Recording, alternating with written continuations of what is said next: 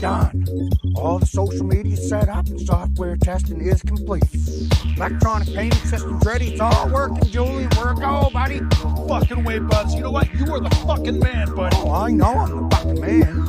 I mean, I honestly don't think there's a snowball's chance of fucking hell this business is gonna work, but I did my best. Here we go.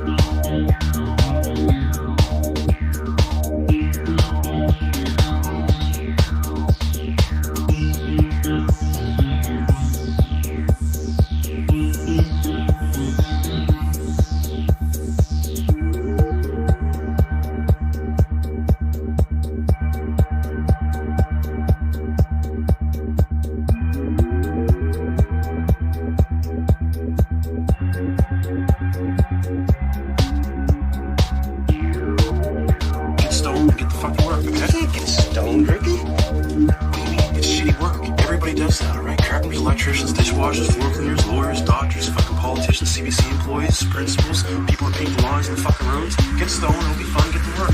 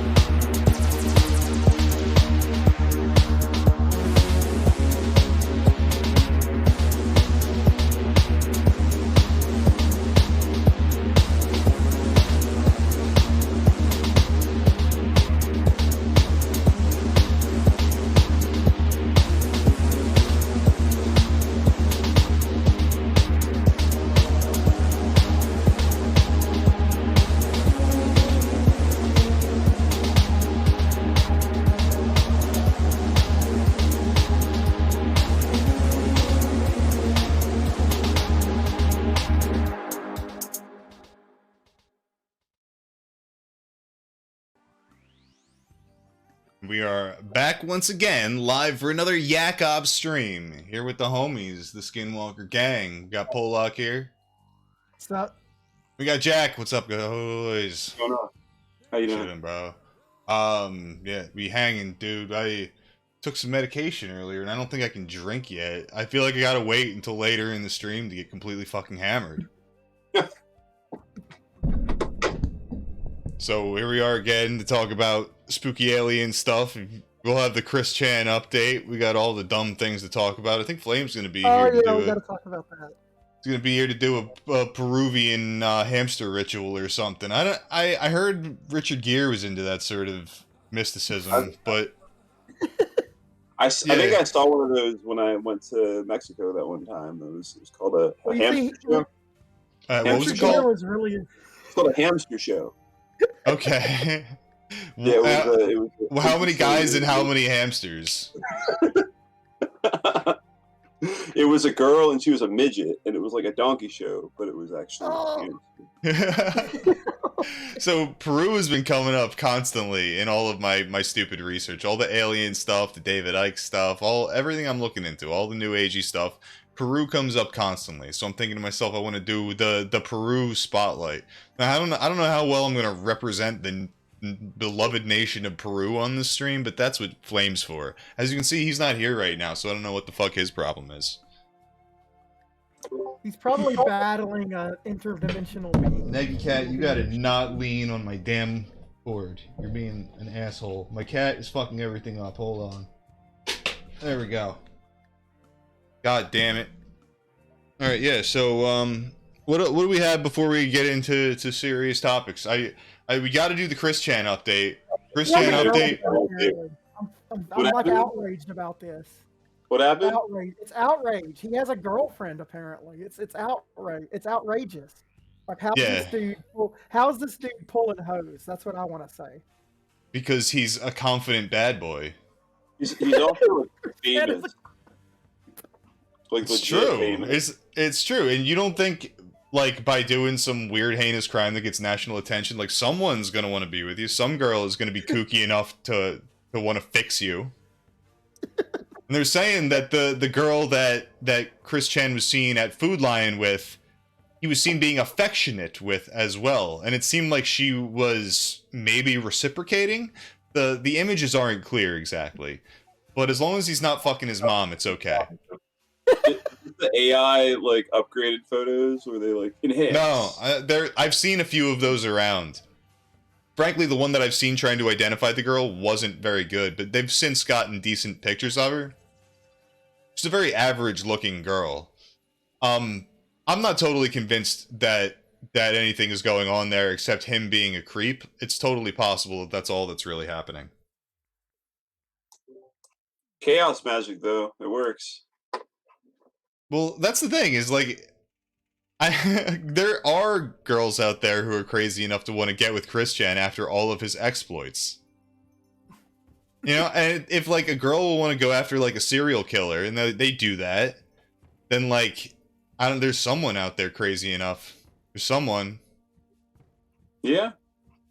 Where my mind goes is, we've also just like psyoped people into thinking that like ugliness is, like, if you frame it in a certain kind of a way, ugliness is like not attractive, but like, I'm just being progressive, you know. It's hip to like say like, oh, look at my BF. He's like this oldest guy. So like, well, it's yeah, GF. It's a virtue signal. GF, yeah. Yeah. So they're lesbian. I don't really see any virtue signaling happening here with Chris Chan's girl. Like, she doesn't even have like an internet presence, so it's hard to say that she's a troll or she's looking for clout or anything like that. I think I don't know. I feel like I've like never even run into a situation where it seemed like somebody was dating someone for clout.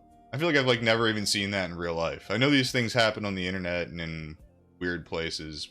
And like you could say women are always dating for status, but like they're not gonna. I don't see like a woman dating like a trans person just for the clout. Like I feel like I've never even seen that. Clout. It's not. It's like a giant sign that says that you're like on the right side of history. If you've got like a hideous trans. What is it? Is this so? This is like a city thing. This is like an urban thing. Yeah, okay. I mean, it could be. Yeah, if you have a really unattractive, like 6 foot tall, like blatant, like barely like doing anything to try to look female, like trans girlfriend, and you're a woman, you look like you're, if you're a man with that, if you're a man dating that kind of person, you look desperate. But if you're a woman dating the kind of person, you look like you're like progressive and like you understand, you get it, you're with the movement and shit.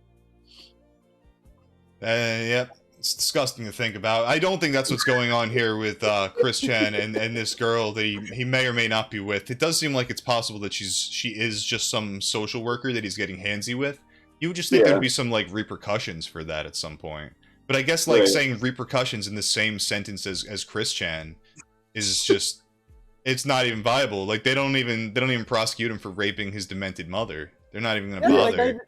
He can run over Michael Snyder, call him whatever you want, dude. Yeah, and the state mandated GF thing is like not even close to what's going on here. No, but it's funny. Yeah, I don't know. I wouldn't. I think it's 50-50 because I wouldn't be surprised if some girl wanted to be with Chris Chen because he's like, you want to. I don't know. Someone out there's gonna want to fix him. That's how crazy women's minds work. Yeah, it does. She looks like she could possibly be like his group home buddy that he's getting too close to, like something like they both live at the group home. That's possible. So she's like a grippy sock woman. Some people are trying to say that she's like she is trying to fix him legitimately, like change him for the better, and like he's been seen buying like 2 yoga mats. So that's like, why would he need 2? One for him, one for her. Then his shopping cart was full of like healthy food, is what everybody was saying, as opposed to his normal like Fanta and like, Doritos or whatever he'd buy. But frankly, it's a little weirder than that because when you look closer at the cart, you realize there is a conscious effort to eat as much soy as possible. Now, a lot of people, I noticed this because I don't eat meat, so I see it right away. I know exactly what the fuck I'm looking at. In the cart, there's 2 large containers of tofu. So, and if you look at the cart, the more you look at the cart, the more you're like, yep, that's soy, because there's like, the only things you can make out are like tofu, soy sauce, crap like that. He's definitely like trying to estrogen max, is what he's trying to do. He's gonna OD on it. Well, it's not ODing. It's a transition method, just like binaural beats were for him. That's how he's saying it. So it's curious. I think that could very easily be a Christian conscious choice. You know what I mean? Like I totally think it could be. Yeah, but at the same time, she might be influencing him. Definitely. What you're saying is they're putting the CIA is putting Christian. They're making him fucking gay with binaural beats, basically. He did that all by himself. Didn't even need to get gang stalked. He got gang stalked, but I don't even think that really needed to happen. He was always going to want to be his mom. He is the most documented man on Earth. Yeah. The thing with okay. All my predictions have been wrong. But the consolation for that is that everyone's predictions have been totally wrong. Because it turns out the dimensional merge is real and you can't predict this shit. Yeah, what if it is real? Holy shit. The dimensional merge wrote him out of any consequences in his story. Like, basically, he just gets to go on doing this and nothing happens. He gets a GF out of it, too. He gets a GF. Yeah, how long have you been a vegetarian? Since I was 13, I've been pescatarian. Oh, okay. I was a vegetarian for 5 years, and then pescatarian, and then I just totally quit. But yeah, it's a struggle. It was easy for me, and my will is extremely fucking strong. Like the same, yeah. I was able to fucking quit doing opiates after 10 years of doing opiates. I was able to quit doing meat. I would stop injecting fucking straight fucking bone broth into my arms like I was doing. I just deprived myself of that. Went cold turkey on the bone broth injections. I was fine. Yeah. Strong will. Nice. Yeah, I honestly, my goal in life is to try to have as little impact as possible. That is always as few ripples as possible. Now, here's the thing: is like I'm a guy who likes to consciously try to like influence things and change things. Like I like doing that sort of thing. But the problem is, like in our day-to-day lives, we cause so many goddamn ripples that we don't even intend to. So, like, in my mind, it's like minimize the unintentional ripples to maximize the intentional ripples. And, like, part of that, you know, is like, it's not like, you know, decreasing my carbon footprint, but like, it's more like the type of attitude when you go camping and it's like, leave that shit the way it was, or better than when you arrived. You know what I mean? Right. So, like, I like to use the same fork all week, the same plate all week. What, like, I gotta just rinse it off and fucking wipe it down and it's good to go. Shit like that is just how I like to live. And yeah, eating less meat was kind of part of that. That's cool. How do you avoid estrogen maxing? Everything in moderation, I think, is the simple answer to all of these questions like that. All of these concerns about what they're putting in food and all of that. Because you're not gonna, you just can't avoid, like, the GMO shit and the fucking vegetable oil. You're never, ever, I don't know, like, what does it take to just avoid all of that shit? You never eat anything that you enjoy again, and only eat things from your own farm, which is all well and good, but it's like, that's basically, I don't have a fucking farm. That's cool, I like it, I encourage that sort of thinking. But the fact of the matter is, it's like everything in moderation is the truth here. It's the truth. Basically, I eat three. Sounds like Chris is not. Sounds like Chris is chugging soy. Like, yeah, he's chugging soy. Yeah. Everything we eat is fucking poisoned. Everything. There's nothing you can do about it anymore. The fucking water is made of plastic now. Like, sorry. Yeah. Yeah. Yep. I mean, like, the thing is, like, I try to, like, I think I've got it to like 20% of my diet comes from either stuff I raised or stuff I hunted. So I'm trying to, like, get more of that. We talked about that movie Crimes of the Future, right? Where, like, people are, like, eating plastic and shit. Like, they're literally eating bars of plastic. What are you talking about? What is it? Crimes of the Future. I don't know what that is. David Cronenberg, a guy who did, like, Videodrome and, like, The Fly. Seen it. It's a new movie from like 2 or 3 years ago, and it's like a future where people like can no longer, like, some of the people in it can no longer digest food normally, and the way that they figured out to like deal with that is just literally eat bars of plastic. It's like cutting the middleman out because their bodies can only digest plastic now. Weird how all these, like, filmmakers seem to know exactly the way the world is all going. Strange how they all just seem to know and let you know before it happens so that you're okay with it when it happens. Predictive programming. Predictive programming. I was watching Children of Men today. That's a great movie. It was a pretty good movie.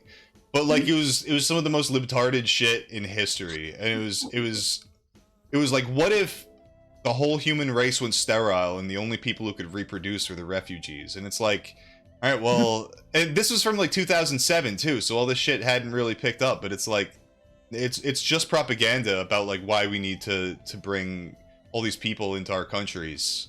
And it's legitimately because birth rates and things are declining. It's like, how do you keep this machine going? This machine that you know, it makes its own excuse for existing. There's no other reason. It just makes excuses to exist. And you have to import people at this point to keep that shit going. I agree with you on like the macro level, if that's what that movie's about. But like on the micro level, there's a lot of really interesting shit in that movie. There's the whole scene where they go into that museum. And it's like some rich dude has like every piece of art that matters, and he basically is just showing it to other rich people, and it's like he's basically like he basically owns what remains of culture, but it's completely meaningless because it's placed it's placed somewhere where nobody can really get to it anymore, and that's kind of what art is increasingly becoming in galleries and shit like that, and like the fucking arms dealers and shit that get involved in trading art and all that kind of stuff. Like, who gives a fuck about art? Like, it hits on that. And all of this shit with value becomes like money laundering. Right.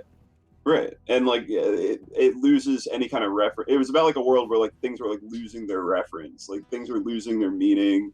Yeah, I liked a lot of the things they showed. They showed a world that was aging, where there was no use for schools anymore. There was no use for, like, the world looked old because there was no reason to cater to young people and things like that. And that, I feel like a lot of that is kind of what we're seeing. Like, why even bother catering to, like, kids like I was?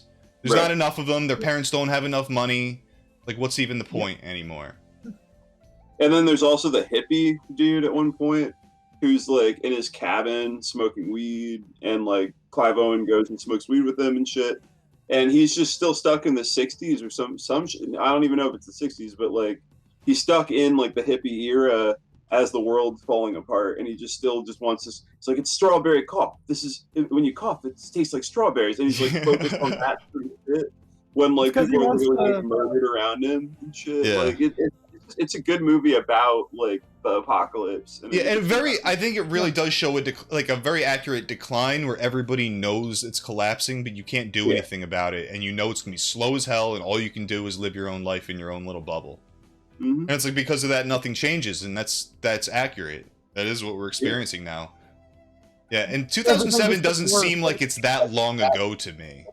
You know, but I'm old, whatever. But like, it really was. It really was a different era and time, and the fact that they knew all this was coming and they told everybody makes you sick. Yeah. Yeah. I mean, COVID, but also just they even mentioned that a fucking pandemic hit, and that was a big reason why the population was so low. Oh, the pandemic is what caused it. Pandemic caused sterility, and then little by little there were no less and less births, and there's no births at all. And like the youngest person on Earth gets assassinated because he's a fucking celebrity, and yeah.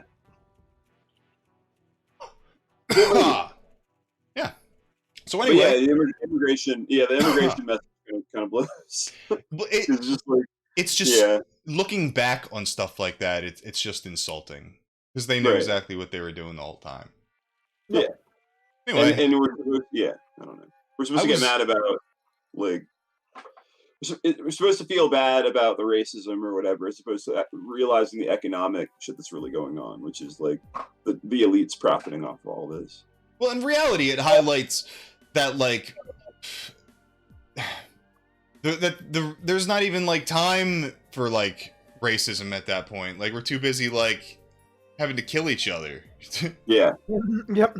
So you don't really get to when things are in decline like that. It's not like you even get to like, you're in a shitty situation and you're like desperately clawing like a psychopath, like a post-traumatic stress disorder psychopath who's just like, he thinks everyone's out to get them. I think that's kind of where we're at. We're in a decline where everybody kind of takes it personal. Right. So it's not even, I don't even think like most of the issue is about racism really. It's just about lashing out. Yeah. So then when you throw people all together, you have like, different demographics in a city, like, you can tell where the fucking explosive points are going to be, where people are going to find themselves lashing out.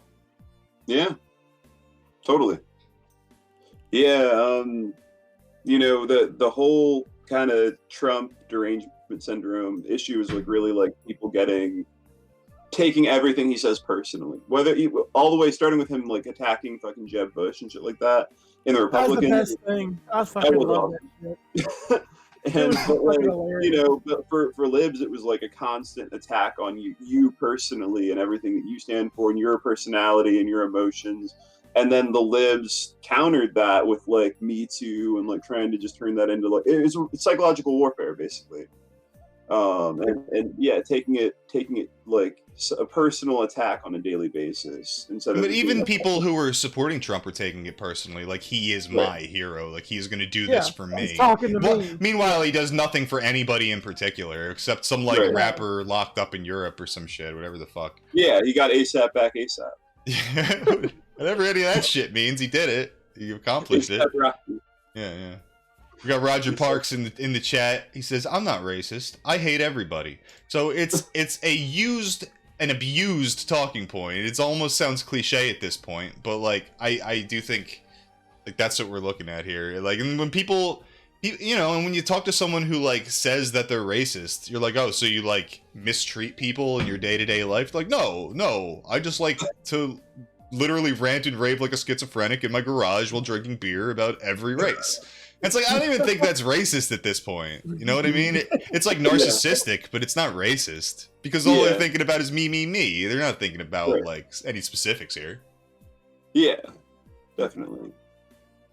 I think the racism plays into a certain, like some of the stuff I keep going on about the internet.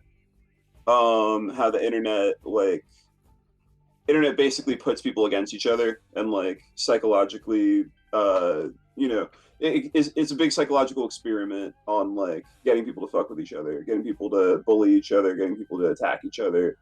And the racism plays like a kind of dialectical role of like getting people to, shout slurs at people and stuff like that, and like outdoing each other and how many slurs they can shout and shit like that. But it's not really about that so much as it's about like getting people to be radically alienated, and then getting people into these circles where they're all alienated and they're all saying slurs and they're all saying, and then get those people to get a certain group within that group to fucking do a mass shooting, and then somebody else, and then the rest of them cheering it on. It's dehumanization. I think the Nazi stuff that we see that came from 4chan and then like created the alt-right, I think that was like largely astroturfed. That's not to say like everyone who was doing it was fake, but I think there was a specific attempt for, first of all, the establishment would say you're not allowed to say these things. Right. So I think obviously people are going to want to push back and just say these things in the counterculture circles. But I think you had specific like intelligence, feds essentially that were trying to guide people towards the most distasteful shit possible that would never catch on in the mainstream. Right. And I think that's a lot of what the straight up Nazi stuff was on Pol. And I say this because back in those days, I think there was like grassroots beliefs and real people. Now, 4chan is all feds. It's just feds and AI shit and bots, but they're still posting the exact same thing. Right. It hasn't changed at all. And I think real people and grassroots movements evolve. They have to evolve. They start out doing the most ham-fisted thing possible, and then they gain nuance over time. Yeah. We're looking at something that has never gained nuance. The point was to tell everybody, you are Nazis. You're bad Nazis. And then they look back and go, yeah, I'm a Nazi. And like that sort of thing was applauded for a long time. But like it's not doing anybody any favors. That's for sure. They told you you're the bad guy and you accepted that you were the bad guy. And it's like, you always have the option to be the good guy. Any single person can be the good guy. Yep. But it creates an outlet, and if you don't have, like, unless you're lucky, unless you've got like a certain type of community, if you're living in the fucking blue state, and like you're surrounded by libs, and like you're, being annoyed by and psychologically tortured by libs, then like something like 4chan, even with the bots and AI, is still going to be somewhat like freeing to you. For like, oh, here's a place where you're actually saying, all the slurs and all the things that they're actually speaking truth. At least it feels that way. It feels like they're speaking truth, and it feels like everybody in the real world is speaking a lie. When really you're actually talking to a bunch of bots that are like giving you spoon feeding you already believe. Yeah. Feedback to you. Yeah, and one thing to keep in mind is like when you're trying to recruit people like this, it's always a lot stronger to make the opposition look stupid than it is to make yourself look smart. Right. Because if you are saying like this is why I'm right, you're immediately setting yourself up to get knocked off the hill.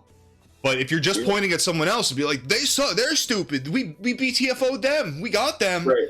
And then the whole time everyone's gonna clap, meanwhile they're losing the entire war. Yep. Yeah. Yep. That's real. Yep.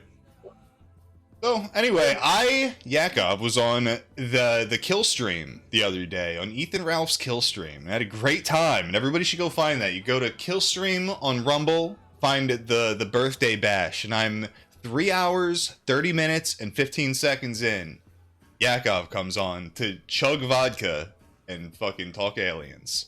So I want everyone out there to go check that out. I'm very happy about that and happy about how it went as well. Amazing crossovers. You guys ever think that was possible? To be on the kill stream with Ethan Ralph? Hilarious and awesome. It makes sense. Yeah, it was so good to me. There's no reason to even I try to meme him, dude. That shit was awesome. He facilitated it, and I hope I can do it again. It was nice. I'll give him that. Yeah, it was great. It was great. Yeah, dude. And there were times, and I know Ethan Ralph is on the straight and narrow now, and I very much respect that. A sober Ethan Ralph is a beautiful thing. But I could tell, like, while I'm doing things, he almost wants to counter signal it, but it's like, nah, he's Ethan Ralph, dude. He's down. Like, it doesn't matter. He can be sober right now. Like he knows what's up. You can't counter signal fucking two fucking bosses, dude, talking about real shit. And I say counter signal because I talked a lot of drug talk. There's a ton of drug talk. I brought up all the old Silk Road, Bitcoin, DMT, all the cool stories. So make sure you check that out. Ethan Ralph was amazing to me. I love that dude. That's good. Oh yeah, boys. Did you guys see it? I watched a little bit of it, yeah. Yeah, I watched the whole thing. Was I on? Yeah. Yeah. And nobody was like counter signaling you in the Spurg chat either. The key is to be honest. The key is to be honest. Absolutely. As long as you tell people that they might actually go insane and jump off a building or something, they'll respect you more for it. That's what we're dealing with here. Do you too much acid, jump off a building? Sometimes you fly, sometimes you don't. But you can do that sober too, so you know. Exactly. You gotta try it once in a while. You gotta take the chance. Definitely. Mm-hmm. Do you think Flame is around yet? Yeah, he is. Yeah, he's dying to get over here. Yeah, he's probably screaming. That's what I was going to try to say earlier. Flame is here. What's up, Flame? Yo, I've been chilling for a hot minute. Well, I know. You got it. The shit was at 10 o'clock. Yeah, dude, I was having some technical difficulties. Well, we still can't hear you, so there's that. Yeah, more or less. Speak up. Do you hear me? Yeah, there you go. Yeah, that sounds yeah, good. now you sound great. Alright, I'm over here in my garage. Because, Cool. like, I was like, I don't think I could do anything in up there. Well, what are you gonna do? What you got for us? You got the ritual? There he is. This looks like a ritual spot. Doing the Peruvian ritual to start off Peru talk? Yes. Alright. Cool. Is this Olympia? Is this what they call that? Olympia? Do that for me. Olympia. That's the word I kept saying. I don't know. Well, I'll show a video of it as we go on. So what I'm about to do is I'm gonna be calling the four elements, the four deities to be here present with us. Okay, cool. And then I say the best one for last. Well, the best one for last. The fifth one. I said four at first, but the fifth one is Veracocha. I'm gonna smoke some tobacco for this. I feel like that's appropriate. I will be lighting some tobacco as a offering. What's the deal with the tobacco? It's cleansing. It's an offering. It's like incense. Is that the deal? Yeah, it's a sacred plant. Like here in the West, we don't really think much of it, but like the indigenous cultures, like all throughout North and South America, have had this as like a sacred plant. I'll just take a hit of the vape. Not the same. Yeah. I guess like everybody like try to get in your higher state of consciousness. Got to do a half lotus. I don't know if I can do a half lotus in this chair.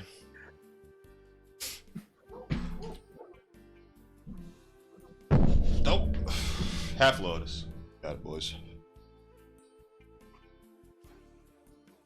Everyone out there, close your eyes. You imagine you're a Machu Picchu looking out over the misty mountains. Imagine the Mapinguari stumbling around the forest majestically. The star children falling from the sky. David Paulides grifting some goofball on the internet. Close your eyes and imagine. Imagine David Paulides fucking telling celebrities that he needs their autograph for a charity auction, but then he just keeps it or sells it on eBay. It's fucking hilarious. Sorry, I'm like trying to hang this. Fuck this guy. Come on, ready. Can't even hear you. man. I'm doing. All right, do you hear me? How well do you hear me from out here? Good enough. Okay. Fuck, I got a cricket. What you guys don't see is that by my feet, I have the representation of all. Oh, well, I'll bring them up. I'll show you. So I have a candle here. This is going to represent fire, which is anti. I have wind. That's The wind is who? Ulma. And then we have, I have here a stone, a geode, and this one is to represent Pachamama. Love her. And, oh my gosh.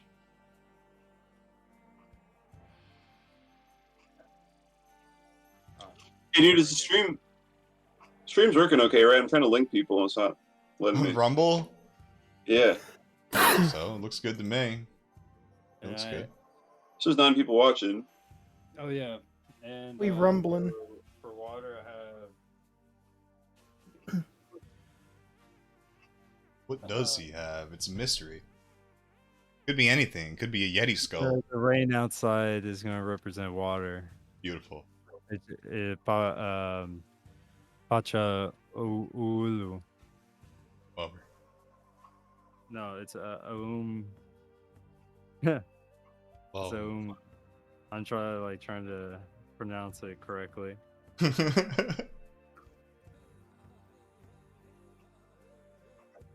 I'll do a dab while you're pronouncing it. Yeah, it would be Pacha Alun. Carry on. Or Cochabamba. So, Yak's got the good European here, this blue stone experience. represent that as well as the rain Tobacco. going on outside. Let me show you. There's a cyclone going on outside. You got the storm up here too. Hey, I wish we had rain. It's like fucking Alright, desert. so I'm right now. gonna start lighting like the incense, the fire, and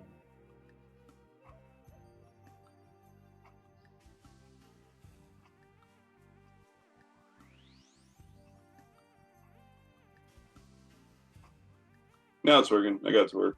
Hey. I don't know. Rumble's just kind of, I don't know. Their UI is like kind of shitty sometimes. Yeah. Odyssey's worse though. How does it compare to BitChute? It's I remember complete watching- garbage. Don't even bother. Oh, it's horrible. I remember trying to watch the boys back in like friggin' last October, or the October before that. They were watching Pumpkinhead on fucking Odyssey. And it was like the most dog shit experience because of Odyssey like cutting in and out, and then like randomly their UI like cutting the picture off the screen. Damn. I did mispronounce. Was it the wind? The wind is Mama Wera. I'm aware. Okay. So I had the fire. I'm gonna start giving offerings to each of the 4 corners, which are also the 4 elements.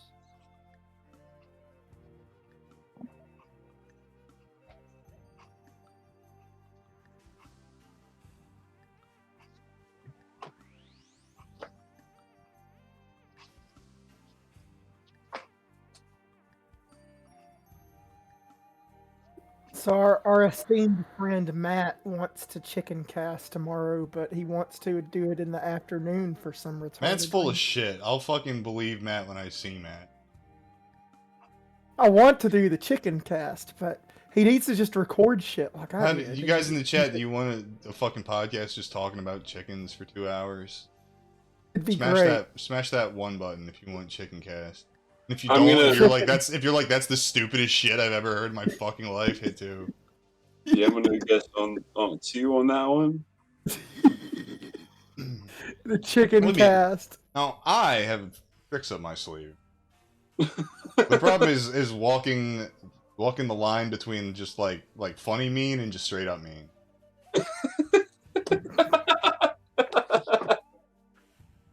That is the line. That is the line right there. That is Laugh the line. now, but my chickens will conquer. But That's my goal. That's my goal is to breed a larger than like what the current record chicken is.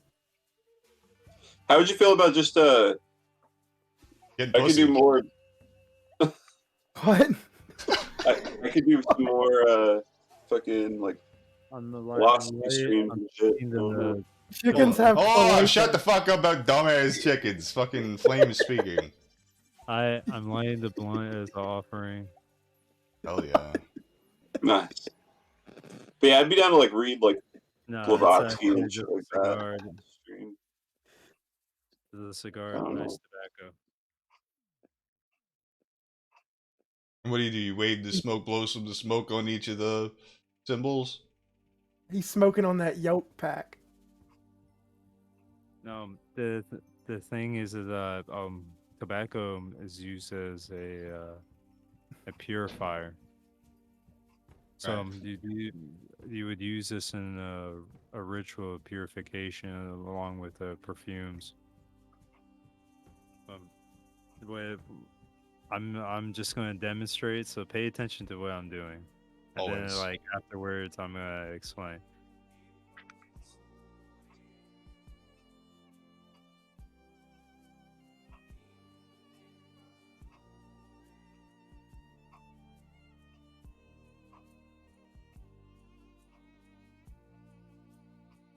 Dude, blowing the smoke all over himself. Do be like that. He's lit cigar as deodorant. Yeah, that's what I was gonna say. That's what it looks like. Singe some armpit Axe. hair. Axe blunt. Axe blood. Alright. So I'm gonna give it to all of the respecting elements. I'm gonna give it to the elements. Give it to him. Give it to him. What's he doing down there, you think? Giving it to the elements. How are you giving it to them? He's putting it on the earth turtle.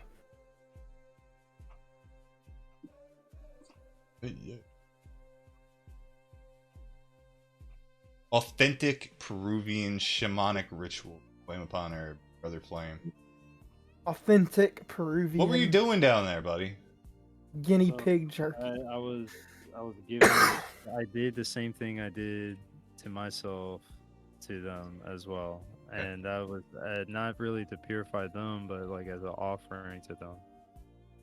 So it's like it's, and then like what I'm about to perform is it sounded like somebody was out here. That's one thing I'm gonna talk about too, is like it's spiritual warfare within this kind of thing. Yeah, there is somebody out here. Uh-oh. Flame's being gang stalked live. I like your death Oh, tattoo. Wendigo. That's the death card, right? No, Which card is that? Or is that a card? it's what was that, 0? It's the Fool. Oh, the Fool. Oh, yeah, yeah. Cool.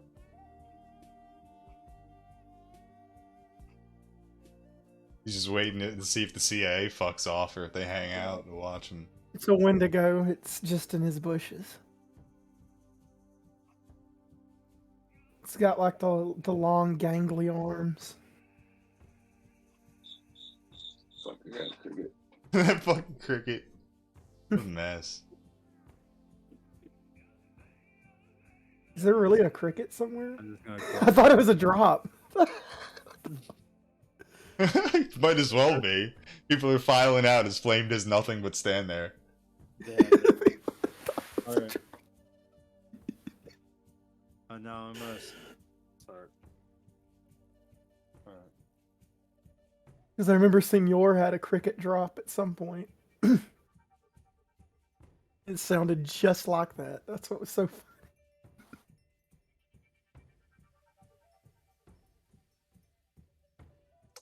Got him.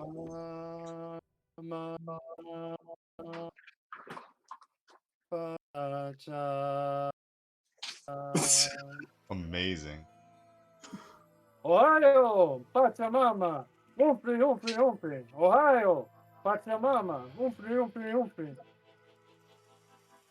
And then?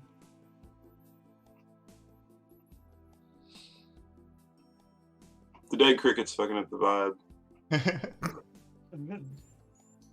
Yeah, I wish I had a better place and all this shit. But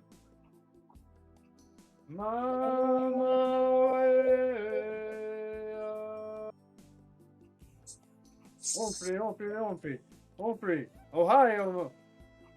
Ohio! yeah, I know, right? It's a very sacred place. So Ohio means attention deity.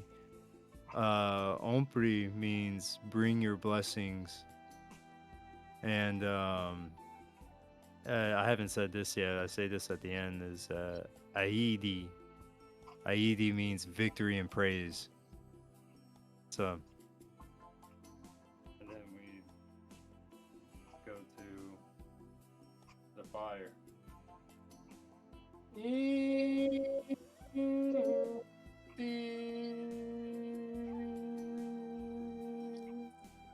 Humphrey, Humphrey, Humphrey, Humphrey, Humphrey, Humphrey. Ohio, Ohio. Inti, Inti. Venga, venga.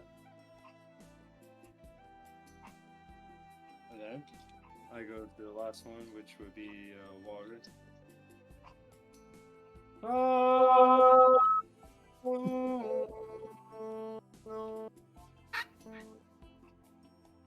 Ohio. Humphrey, Humphrey, Humphrey. Humphrey, Humphrey, Humphrey.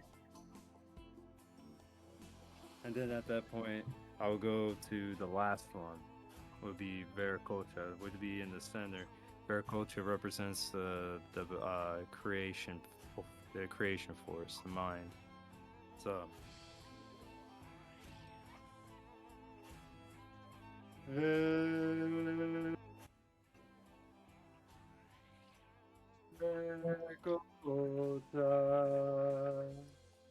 Humphrey, Humphrey, Humphrey.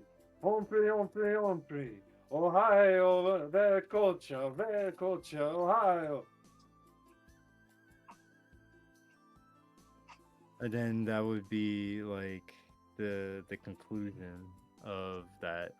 It would be like bringing all 5 entities here with us. We have all the elements with us where these are like the creation forces, and that like within our minds that we were able to manifest the physical world around us and to gain deeper knowledge of the natural world, because like we know the shamans as like the term shaman is like a catch-all phrase by anthropology to get all these people under one umbrella, and they all have very similarities. And then like within like the folklore, there's like a lot of it kind of like if you're like a perennialist with like your spiritual beliefs, you definitely see some connections and similarities between a lot of other other traditions. There's a reason why I sang the names in the way they did, because this is a like a tonal calling to them, because it's like the idea when you do it, when you do the calling forth of the actual saying the name, is that you're bouncing the energy that is vibrating through your vocal cords all through your what you probably know as chakras, but within this tradition, it is they were called Mauis, and Mauis work differently. There's only 5 Mauis to represent all of the elements that I just gave tribute to. How do you spell that?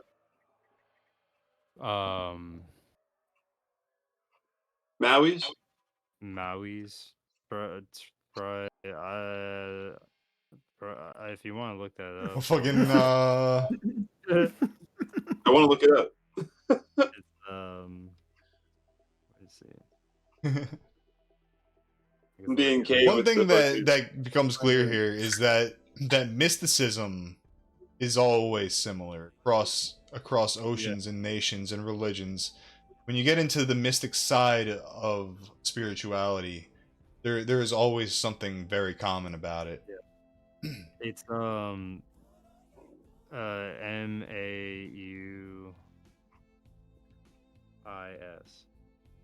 Cool. And then talking about the tonal things, the vibrations, that's always a Yeah. thing too. Now, like, you can get really new agey with it, and you can, like, you know, that your rose crystal quartz fucking vibrates healing energies, yada yada. But really, the thing is, like, there's a reason, like, white noise can, like, just zone people out, can kind of put you in a trance, and noises like that. And there's something attuned to the frequency of consciousness itself, it seems, where we can find stillness. Yeah. That it's almost a physical thing. It's like a barely physical thing that, I don't know, it really, like, is evidence of something far greater going on. Yeah, I mean, like, it definitely generates energy because, like, as I was doing it, I felt like I was getting more energized doing it. But like they did find that in like some studies of like Gregorian priests, Gregorian monks, where they would tell them to stop singing for a while. They felt more depressed, low energy, fatigue. But like when they introduced the singing back into their thing, they were more lively. They had that energy. So it's like when we speak words, we are creating energy that's going out into the world. So Definitely. yeah. Definitely. So like the Maui's, like those are like, I guess it's a tradition's version of like they're like chakras, but a lot of people don't like conflating the two. But like that's my only similarity for easier understanding of what a Maui is. I think, like, there's no denying that different chakra systems essentially exist in all of these different forms of religion and their mystical counterparts. Yeah. The recommendation is always, like, to not cross streams, because it's very important that if you're going to be on a specific path, to continue following that path. You don't want to get distracted by other paths along the way. And I don't think that goes for everybody, but that goes for people who are, you undertake, you take whatever oath you take, you do whatever vows you do. You're in the path. There I think are it's some okay. shamans. There are some shamans that like have incorporated the chakra systems into like this tradition. You know, and then even that like gets people's panties in a bunch and shit. Well, about I would find it sus, because it's definitely got to be more new agey at that point. Well, this actually goes back to the colonization of Spain. When the Spanish came, they brought the idea of seven to bring it into the Maui system, because it was like they have these things called chakra stones, and these stones are used in Maui opening rituals and stuff like that. And these stones, like they were always traditionally set. A set would be 5. But when the Spanish came and they you know they had interaction with the Indian people from India, they also brought that idea, because it's like when they explained to them, they were like, oh, this is the chakras that these people are talking about. So that's how far that shit goes. But like traditionally, this tradition it's 5. I think I like that a little better because it keeps it simpler. Yeah, Yeah, I kind of agree. It's I think it's okay to cross streams between traditions. Just should be careful not to touch swords. It's tough because Well, that's the thing, is that like you're seen as a spiritual harlot in a lot of traditions. Like you are seen Yeah. as like a whore for doing that sort of thing. And I think it comes down to, like, in so many of these traditions, you are supposed to have all of your focus on your guru or Jesus or whoever it happens to be, to the point where Yeah. like you are supposed to treat your guru as God. So like Yeah. to go outside that is almost an affront to God himself. Yeah, like in this, like the thing is, like I was saying earlier, was the shaman is like a catch-all term for it, but what this tradition's actual name is called uh all of a sudden now I can't speak. I'd be telling people all about it. It's Pakakuna. The Pakakuna is the name of this, and what that translates to is nature priest. So it's like it's Like the band Jockery. huh? Like the band Jockery from Nepal. It's like the ultimate mystic priest or wilderness priest. Oh, is that what they call them? He just Yeah, happens to it's be the a band. Bigfoot also. Well, it can be, but it doesn't have to be, from Could what be. Kay was saying. Yeah, yeah. But like they're getting their knowledge from the natural earth and the lessons like that. It's like we revert to because it's like the thing is like people like, what is your idea? I'm gonna ask each of you guys, what is your idea? What does a shaman do? Like, what does he do? Like, is he like, what do you think he does? I think he's taking people home, which is like, I know that's not much of an answer, but the key is stillness. Stillness is always the key. Stillness is what heals. So I think so many of our physical ailments are direct results of mental issues.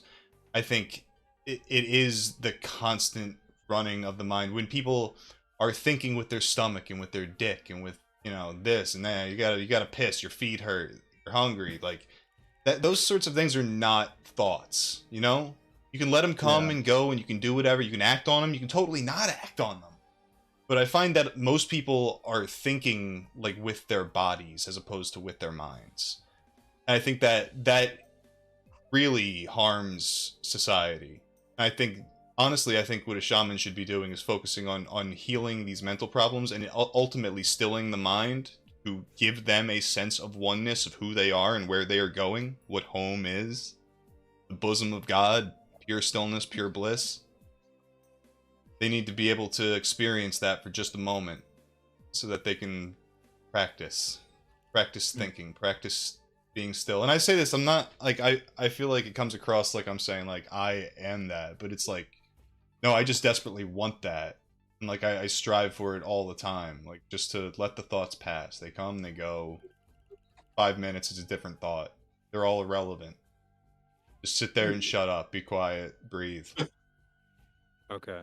I think a lot of what shamans do is exorcism, but that doesn't just mean exorcism of like demons. That's also like when somebody, a lot of like massage therapists, when they finish giving a massage, they'll like do this kind of weird thing where they're like getting the energy of the person they just gave the massage to off of them. They're like dusting it off. And there's like other examples of that, but we're always picking up each other's energy. We're always getting into like these karmic connections between people. We're always getting caught up in other people's bullshit, basically. And I think the shaman is someone you can go to when you've got too much like rage or too much revenge or too much sorrow or too much stress or anxiety or whatever it is. And if that develops into a full-on demon, then they can get the demon away, but they can also get the energy that's like clogging you up out, I think. Yeah. By jerking you off. I think, I think like a shaman is someone who can see stuff that's unseen and know things that, others cannot know. They have maybe another sense, if you will, in this ability. And it's kind of like Yak was saying, to manipulate. It's almost like they can manipulate time in a spiritual sense, not like a literal. Perhaps they can cause very, very, very shallow emotions to leave in people, and maybe that's like some of the like stillness Yak was going on about. And I think also they have, in the traditional sense, they have the ability to like heal. Like there's a thing with Native Americans with like ghost sickness, where I believe it's like there's negative spirits connected to your. I don't have a word for it. I forget what word is actually used, but aura So you're is, I guess, a way. You're Thetan. Yeah, yeah, yeah. And like a shaman can get rid of them, get rid of the ghost sickness or whatever, and like that's a big part of it. And you see this in like with like the Siberian shamans, the Yakuts and Evanks, those people and their shamanic traditions, where they the reindeer is like very important because it represents their way of life and it represents their only transportation, and basically without it they wouldn't exist. It's also why they drink the piss from it and hallucinate. Because the reindeer eat a lot of what's that? Fly Anita, the friggin' spotted mushroom. Area, Yeah. And like if humans eat it, like they can overdose and like. Where are we going with this, Flame? I'm waiting for you to carry this on. We got an answer. Well, we all gave you an answer. Yeah. So like basically, like I would say that you guys are very very close, especially with Yakov said, very similar. In very simple terms, it's they have many shamans who follow different paths, as in like dealing with the physical world, as in physical healing with plant medicine. But this tradition right here is actually a lot closer to what Yakov and Jax was describing. And the thing is like what I went. Why are you under your camera? God damn it! Hold on. I think I put it right here. Oh. Carry on. Keep talking. All right. Whatever. Didn't have said anything. That's my problem. Okay.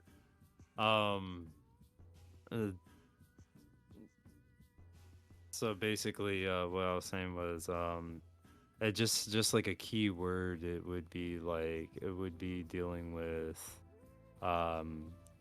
mental health. And like the thing is that the shaman is a lot like, what, Yakov, do you know the name of that Greek healer, Eclipsius? Yeah, Sleepiest? Asclepius. Yeah, so like the idea is like the shaman is the wounded healer. Like he's also a sick man. He has to go through like initiation and his own trials, where he becomes or finds as a calling to become a shaman, and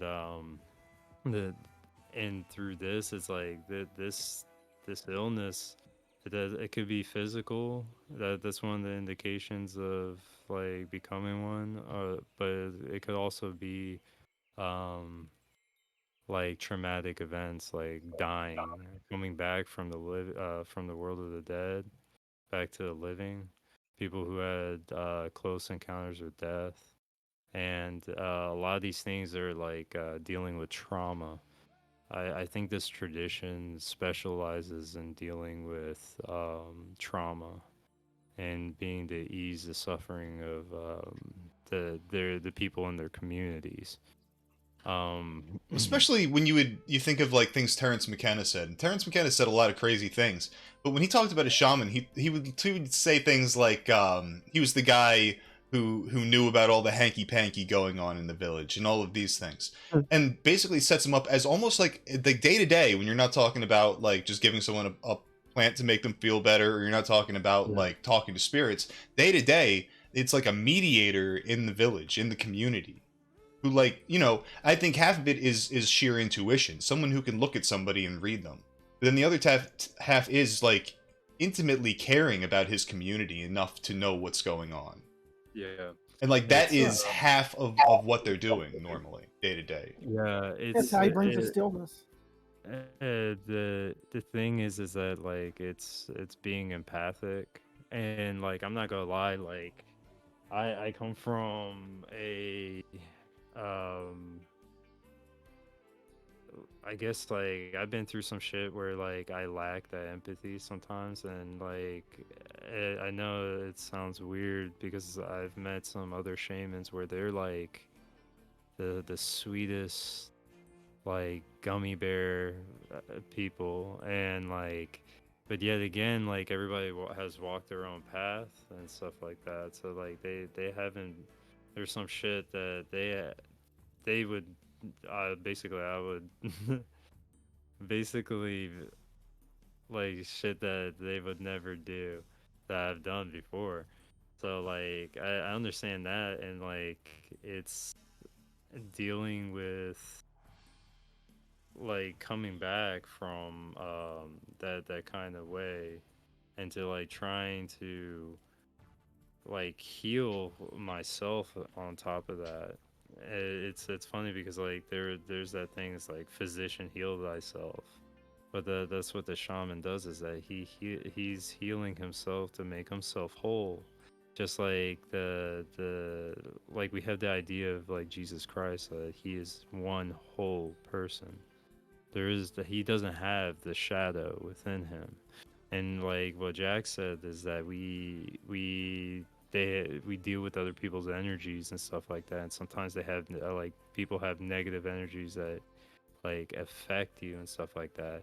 And it's the idea of hexes and curses, that like you'd be surprised what a hex and curse can be like, because it is like equally as like it's trauma, and that trauma poisons the mind with doubt, and like makes people like be susceptible to like bad ideas, and then all these copes, and then it's like addictions and all these things that like are a constant assault on the human soul, like with like pornography, you know, people have alcoholism, drug addictions and stuff like that, and these are like machinations of like, I wouldn't say the natural world, but like civilization that have like created these problems. But like nature comes in and is able to take that trauma from us. When you talk about like empathy, I think what becomes clear is, first of all, like, yeah, everybody is in a different level as far as how, like, you know, with their default empathy level or whatever. Yeah. But the thing is, like, you see a lot of people who will eat too much acid and they come out of it saying they're an empath suddenly. What becomes, like, readily apparent to me is that, like, it's the same thing as ego death. You can't, you know, you can't exist 24/7 with no ego and totally empathetic. It's impossible. It's something that comes and goes in all people, and all people have the ability to strengthen it. That's what a lot of that path is. And empathy. Yeah, absolutely. Absolutely. I think, well, yeah, I would say like strengthen it. That's a good way to put it. I think like um being like I know it sucks that we're all dudes in here. I'm about to talk about feelings and shit. So like so the thing is like the idea of the shaman is that he is supposed to be um he should be able to control his empathy, because like this is also a man of action, that he's supposed to be able to like defend against a brujo, or like be able to defend even go into war alongside his people. And like that's a whole other subject that we could get into Well, if you want. empathy isn't all like lovey-dovey and happy stuff, though. It's simply being able to see myself in another person. I can see the things that are pissing me off about them, their flaws, are things that I have disliked or would dislike in myself. It's all reflections of me. So, like, when I look at another person, I should be able to see myself, you know, as them, kind of put myself in their position, and then do what I think would be best if I was in that position, which isn't always happy and lovey-dovey. Sometimes you gotta like be mean. Yeah. Yeah, so I definitely know what you mean, especially with one of the homies. So like, yeah, the thing, so with that being said, it's like it's like in my experience, it's like I would sometimes be, on autopilot, just like trying to get through bullshit ass work or something like that, because like I don't really want to do that. But like that's the thing is like sometimes I feel like I would, like, when I really need to turn it on, I could turn it on and be able to, like, you know understand and discern the feelings of other people.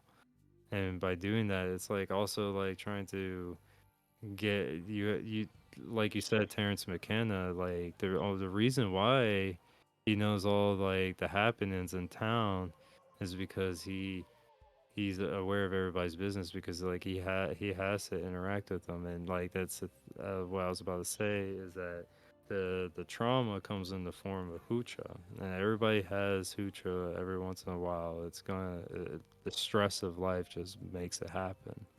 So like the idea of the shaman is that he is going around town also, like he's like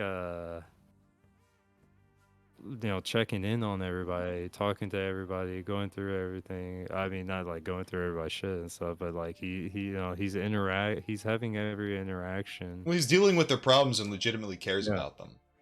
Yeah, but like what he's doing is he's trying to take their hoocha. Like because like when you take the hoocha and you take it back to Pachamama, you're taking it, you're Well, transmuting it it to seems something. to me that what a lot of shamans do when they're doing rituals is that they take on the bad karma, bad vibes, whatever it is, the hoocha, Yeah. and then they like kind of do a thing where they brush it off of themselves. So it seems like they're getting a part of it, but they know how to disperse it, so they feel like they are better to handle it.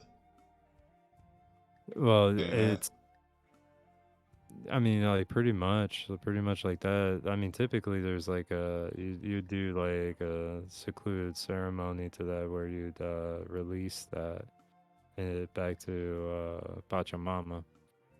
And yeah, so that's translated into the Mother Earth.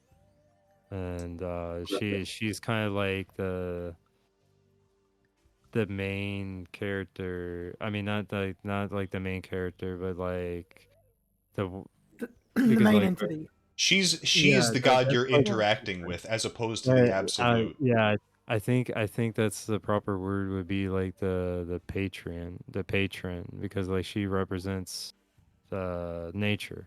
So like, Yeah. and nature is like in this tradition, they believe nature and physical manifestation is more is a feminine energy.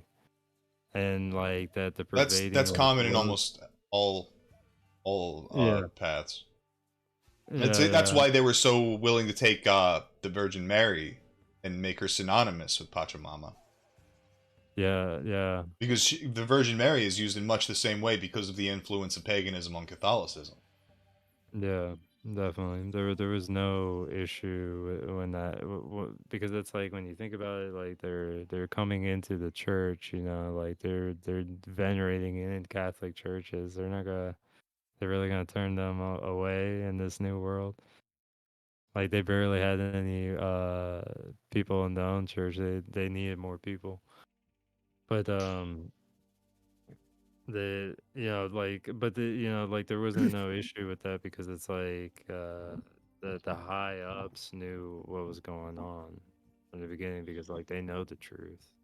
You guys ready to watch some videos? Yeah. Is this like a rodeo? It looks like a rodeo. You wish, dude. Ain't no rodeo. This is something way cooler. Should probably mute the Peruvian music. Oh, Beating the shit out of each other. This, my friends, is a Peruvian New Year's celebration. We start the new year off right by settling our disputes, by fucking stomping your face into the damn dirt, putting your dick in the ground. Really a Festivus for the rest of us. Look at that shit, dude. Blue shirt guy like was dominant. So this is going on in Cusco. So this isn't some like backwoods thing. Cusco is like one of the biggest cities or one of the most notable cities in South America, really. Yeah. Why does that guy get those bitchin' pants? No, they take their festivals and traditions serious down there. Clearly. What do you think this guy did to deserve the beating he's about to receive? He's probably gay or something. He's gay? That dude looks pretty as shit, like he's scared of Well, here's the thing is, I've been noticing that Peruvian shamans love the rainbow flag. You see like a rainbow flag there, but I'm pretty sure they just like rainbow colors. Can't tell. No, because like in that culture, what the rainbow represents is raising the consciousness. Yeah. Queechy. No, I've seen videos specifically where they do have, it is a rainbow pride flag. It's absolutely what it is. But I still think maybe it's because the clothes they're wearing anyway are the same colors. They're not. I guarantee you they were ignorant of that. It's not bad. This does look like a good time, dude. This is basically what happens at the gathering too, dude. After like it basically is, dude. They got boxing, dude. And the thing is, like, it's after all of the main stage stuff is ended and people are like stumbling around completely high as fuck, looking for a good time. That's where me and Doro end up. Fucking awesome. I'm an asshole. Do you get pants like that? Do you get the pants like that? Dude, everyone at the gathering dresses like this. Dude, he fucking kicked him. Like, get out of here, dude. He looks like a Kenshi character. He does. That like outfit. So we got this in Cusco. This is the civilized part of Peru, as far as I'm aware. Let's go to the uncivilized. We got this video. An uncontacted or a self-isolated tribe. Decidedly self-isolated, emerges from the forest demanding things from like the third not world. native people, like from people wearing fucking Western clothing. Dude, we gotta roll up in our like Escalades. They were demanding like rope, a machete, some bananas. A rope and machete are kind of scary, but once they start bringing up bananas, it's like, oh, you might just be hungry. What do you think would drive people who are self-isolated like that to come out and ask civilization for items? Like what kind of? Maybe they're having a bad famine. That's exactly what I'm saying. It's got to be like a famine or something like that, right? Yeah, there's Oh, maybe they had a crop failure. They don't have enough food.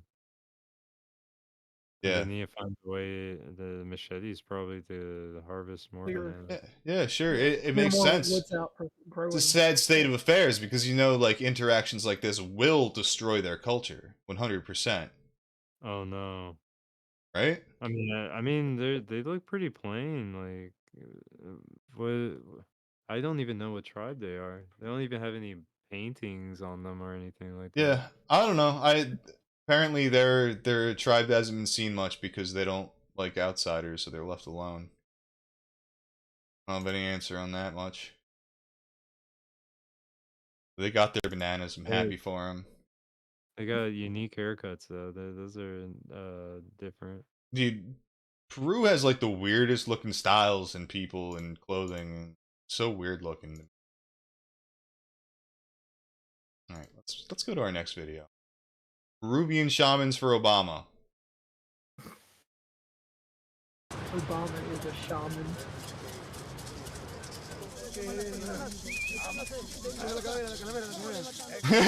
What the fuck? This is like the Indians with Trump. The Trump is hot. Like John McCain! John McCain! He's in pain over John McCain. That's why he got cancer. It might be why. That's Here probably what you gave see him like that rainbow brain stuff, but there's also like a rainbow flag in this video somewhere. While they vote for Obama. Why are these guys allowed to vote?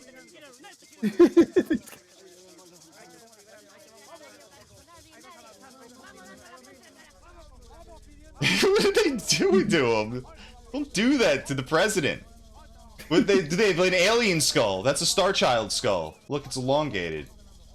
It's one of those mummy skulls from the egg carton alien. That is 10,000% Obama's skull. It's the same shape as Obama's skull. It's Obama's skull. Obama, Star Child, President of the United States confirmed. Right there. Obama cannot. Just take the screenshot that. Yeah, screenshot You do it. that. Screenshot. How do you do this? That's a good reaction image. Look at it. It's like the best reaction image. It is pretty good. Separated at birth? The kiss cam? It is kind of an elongated skull, though, for real. No, it is. It absolutely is. And it's probably an old Incan skull that was boarded. Baby boarded. Got some dildos on there. That's how you know it's the gay pride thing. Just yelling at them. Don't yell at Obama like that. He's sensitive. Oh yeah, I see the flag. I see the flag. Yeah. Let's get a shot of that. So yeah, we have over on the right. There is absolutely that is a gay pride flag waving 10,000%. Do they know that? I am not certain, but they are voting for Obama, the sitting president. That fucking weird skull. Put that fucking thing away. It's creeping me out, bro. Next video. Here we got the ritual. This is basically the exact same thing that Flame did. So let me know how you feel about this, and if you're out there and you want Flame to do this to you, send us an email. Would you let Flame do this to you guys? Dude, that's what I didn't want to do. I intentionally skipped that. I was like, I am not about to just put all up in my garage right now. Look at the gut on this guy. He was made for basketball shorts. He should never wear anything else in his life. This is perfect. What's he beating him with? Ayahuasca? Looks like a big thing of like cilantro. No, it's like cilantro. Yeah, it was also Cilantro. Yeah. It did. Christ, It don't looks touch like me with that cilantro. shit. It tastes like soap. No, it could be just like a bunch of palm trees. It can just be any old crap you're telling me? No, I mean, like, I'd use this thing. What's that thing? The stick with the thing on it? Hold up. Keep that up while I show the people. Are you able to... There you go. They can see. They're looking at your Do deeply. you hear it? Do you hear that going? A little bit. A little bit of a rain noise. We got it, dude. Still beating him with the plant. Where do you think this goes from here? Do you think it gets weirder or less weird? He's pulling out the alcohol. Oh, hell yeah. Badass. Oh, yeah, this is fucking actually dope. You should do this to me and we'll film it. No, not that part. I don't want that part. That's gross. You gotta set the shit on fire. For the love of God, man. What's healing about this? It's basically your... the reason I think it's unhygienic, but you think it's unhygienic, dude? It turns out shamanism was never about hygiene. Tell me what it does. Well, it's a healing. It's like a solve. Yeah, okay, but what the hell's going on there? Like you're injecting a healing onto them with it. It's supposed to be part of what he just did. It was the calling of the four elements. Mm-hmm. You saw him with the fire that was Inti. I want to bring that fire back out. Mama Wea. Oh, there he goes. Yeah. Mama Wea was. I want to learn how to do that. The water healing. Badass. And then like what else did he do? What kind of alcohol do you think that is? It looks like beer, but it's not really acting like beer. Yeah, it's no way that's beer because it's like burnt. Yeah, Yeah, this is what we should do. This is what we should film. I want to do this. that's like really high fucking proof alcohol. Oh, I think I had some high proof up there.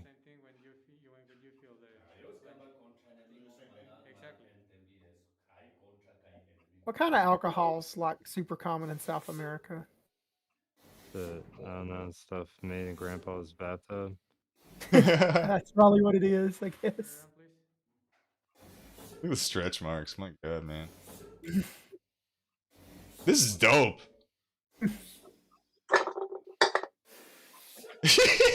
Got him. What is that? I think it's Grey No, no. Goose.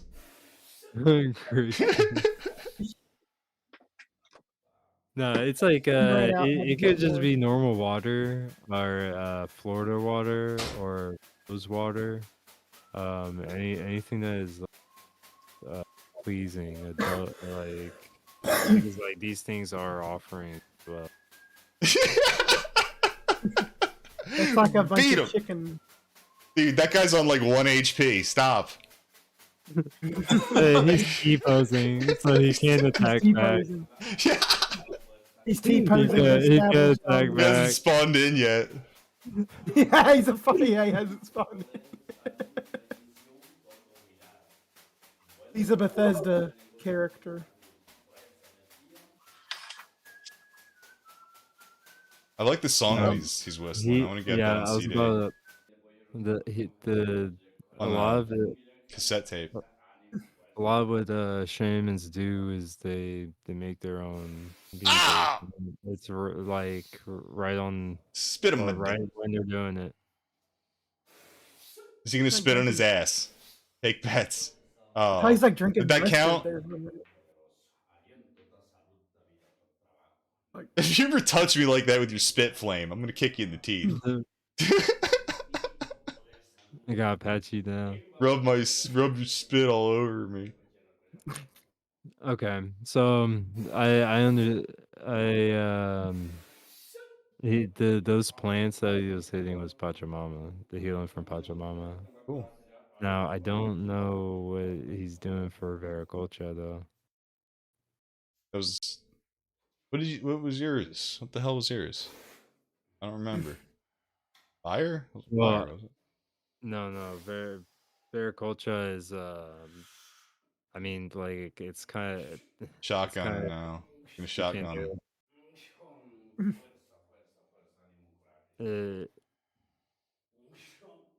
What the fuck's he doing? Stop doing that on my stream. That's a great way to end the video. All right, let's go to the next one. Stop doing that. Here we have the ayahuasca preparation. This is boring, so I'm just gonna skip through this, but it's halfway interesting. Here we're chopping up the barks and shit. Here's the funny thing about ayahuasca. Now, Would you do that for a summer, Yakov? What? Would you do that for a summer and go down there and yes, do this? Yes, I would. Now, the thing about ayahuasca is that there's two very specific plants that are used in the ayahuasca brew. You have the DMT, which is the active chemical that gets you high, but that is destroyed in your stomach normally, making it orally inactive. So you have to use a plant that has an MAO, I think it is, that it turns off the enzyme in your stomach that would destroy the DMT, so it makes it orally active. Out of the practically infinite plants in the Amazon, they figured out the two that you have to mix together to have the psychedelic reaction. That in itself is crazy. Now, what I always heard is that when you ask the shamans how they learned this, they would say that the plants told them, which is pretty interesting. How did the plants tell them that, obviously? But I heard another story recently that kind of brings it all together. There is a seed, the yopo seed, that they would smash up, and that they would use like a giant tube to shotgun it up their noses. It's like featured heavily in the opening music of the streams. So they just blast that seed powder up each other's noses, and if they get enough DMT together in it, they trip balls. So what I heard was that they were using the yopo for a long time, and that's all they would use. And then one day they got so high on yopo that the yopo itself told them how to brew ayahuasca, making it all much easier. I totally believe that. The altered state of consciousness, like when you're blitz out of your mind. I've had some quite crazy experiences myself. Have this bark here.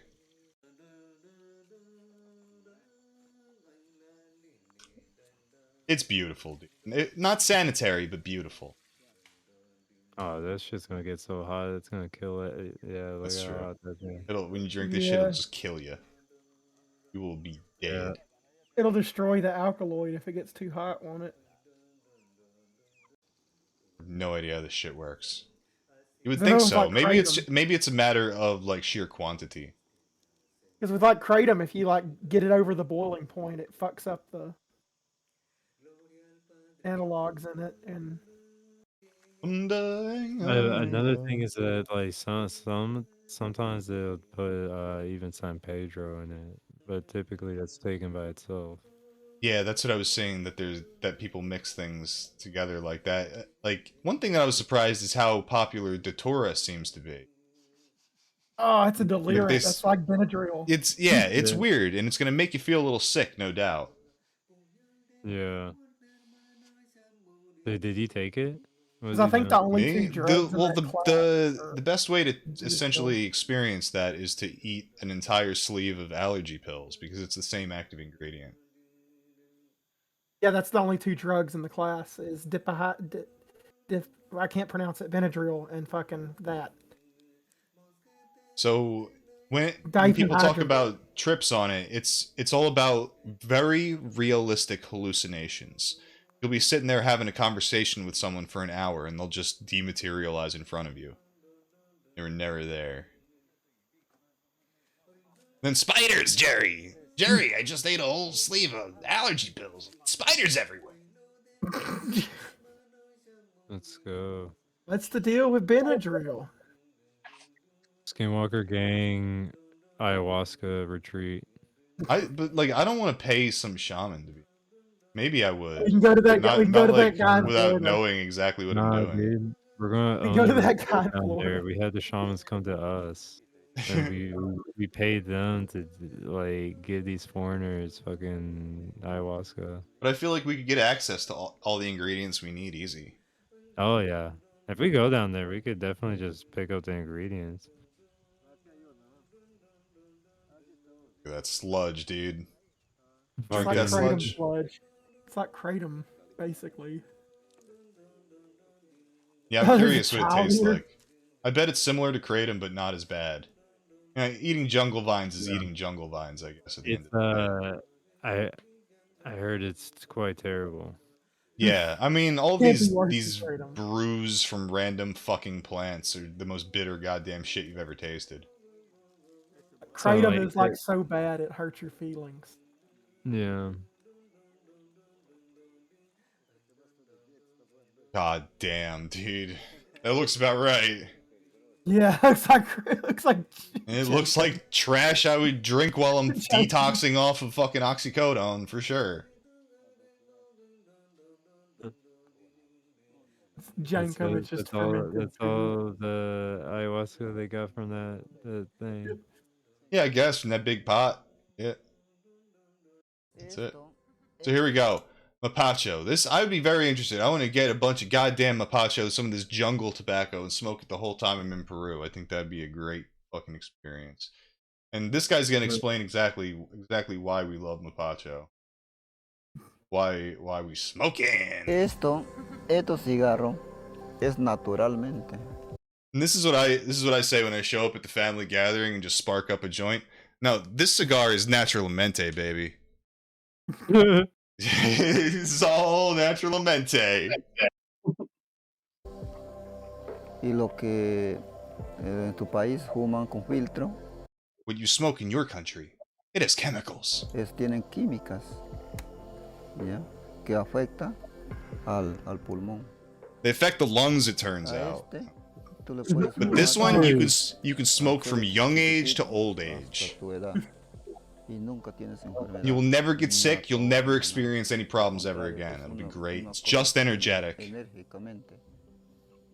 gives energy, essentially. Ya. Protege.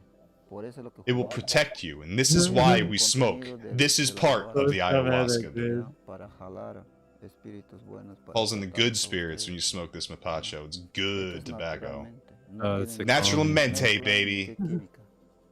Le Yeah. cogen de la planta, le secan It's y le envuelven. I do think there is like some sort of base level of working with plants or working with like basically chemicals or substances, because it's like I notice like when I do these like shamanic rituals under the influence of like substances, like you're thinking about like when you're going through was if you're doing shamanism for somebody else and they're going through, like you give them some mushrooms and stuff like that, they might get vertigo.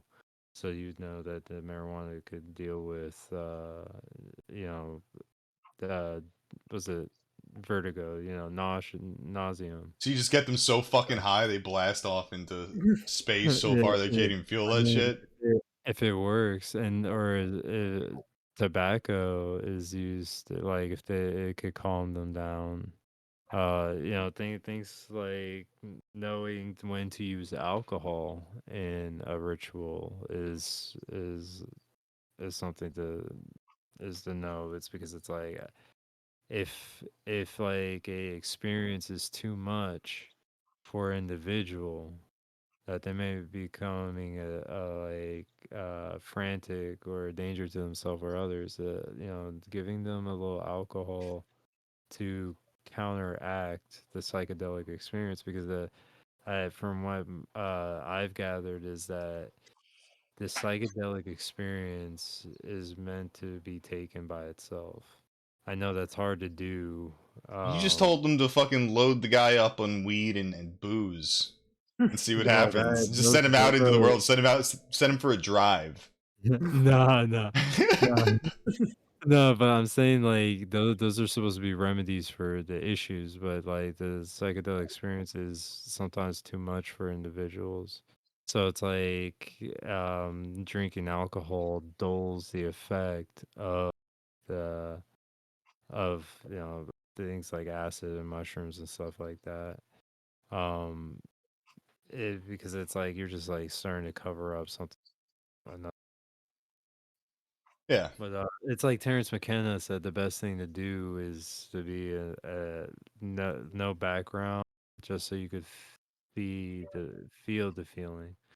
And even in that, like it's you know you know it's an eye opener for a lot of people, because like they're feeling for the first time that they don't have control anymore. Yeah. And they have that stillness, like you were saying earlier. So we talked a lot about plant teachers, plant healers, but what if we took a different route?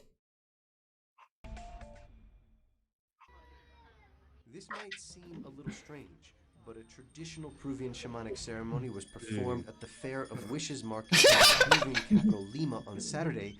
The ceremony uses guinea pigs, which are supposed to help cure and prevent diseases. According to ancient shamanic tradition, the guinea pigs have been used to heal people for hundreds of They're like years. squirming and shit. He's having a blast. Look at that boy. The problem, after the shaman rubs the animal on the patient, the illness should disappear. It's true. So yeah, fucking, I'm gonna think you should take that fucking vermin, take that vermin there, and just jam him the fuck up my nose real quick. Jam it right up the nose. And just shove it in your pants and running around, scurrying around. Holy fuck! What kind of bad karmas is this fucking guinea pig accruing by doing this for a living? I don't know. It's a living. It's like it's the Flintstones. Does it have to be the black one? Yeah, it has to be El Coy Negro. That is confirmed. That's what it said on the sign, so I'm assuming that's very important to the whole ritual. Are they like albino? Like the black ones are like the albino? No, you can't use the little red ones. They're too creepy. The red eyes and the fucking... Nah, dude. I mean, are black... Is it like a thing where black ones are the rare ones? No, I'm assuming I think it's like a rose quartz versus like a hematite or some shit, dude. Okay. I think different colors of guinea pigs heal different ailments It's is what I'm going with here. yeah, Yeah. that is partly true. Got him. The thing is I know what's that going on like here. yeah, have you Jam it in guys there. like know about like the what do you call it? The black roosters? Oh, the know. I am Siamese. Yeah, the black roosters are very sought after. Yeah, they're very expensive. Chickens. They're luxury chickens. Yeah, they're very sought after because in occultism they're very sought after for ritual sacrifice and like that. I'm pretty sure they're eating these motherfuckers later. They probably are because those I Yeah. am Siamese, their organs are black, like they're completely solid melanastic chicken. Where I'm talking about these guinea pigs too. I'm pretty sure they're eating them shits. Yeah, they Most are. definitely. Sure. It's like in Peru, I had a Spanish teacher, like this elderly lady that was from Peru, and she said her village when she was like growing up, they routinely like ate guinea pigs as like a food source. Yeah, that's like the easy protein right there. There's like videos on TikTok popping up now of just like inner cities with fucking guinea pigs on spits just roasting like Dude, over a that is trash can on fire fucked up, dude. with like a tire in it like burning. I had was the opportunity to partake in this when I was a kid, but I was just so weirded out over guinea pigs because like growing up in the United States, we see guinea pigs as pets. But I'm not there, against eating guinea pigs at all. Like I said, I don't eat meat, so like I kind of see all And animals it's as like the same and eating any of them, it's like whatever. eating a rabbit or a squirrel, I guess. Like I've had squirrel before. Of course you have. Not good. It's not good. I don't recommend it. Do not eat squirrel. I'll pass. I I will didn't care. It's pass. real stringy. So here we have an entity extraction, a Peruvian entity extraction. Got the healing DVD. Hit it up, dude. On sale. Healing DVD. One of the places we went to was out spare to me. almost Spare the me. whole Spare me. doing his heat quite some time. Then extract negative or There you go. You blowing raspberries on her head? So he's sucking the entity out of her brain.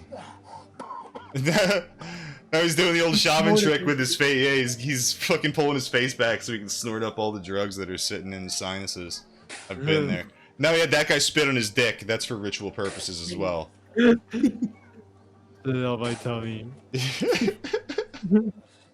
Super male vitality. That's Alex Jones's secret. Where he gets it. Oh my god, no. Got her! I used to do this coming out of the shower as a kid, pretending I was Triple H, dude. It's all about the game.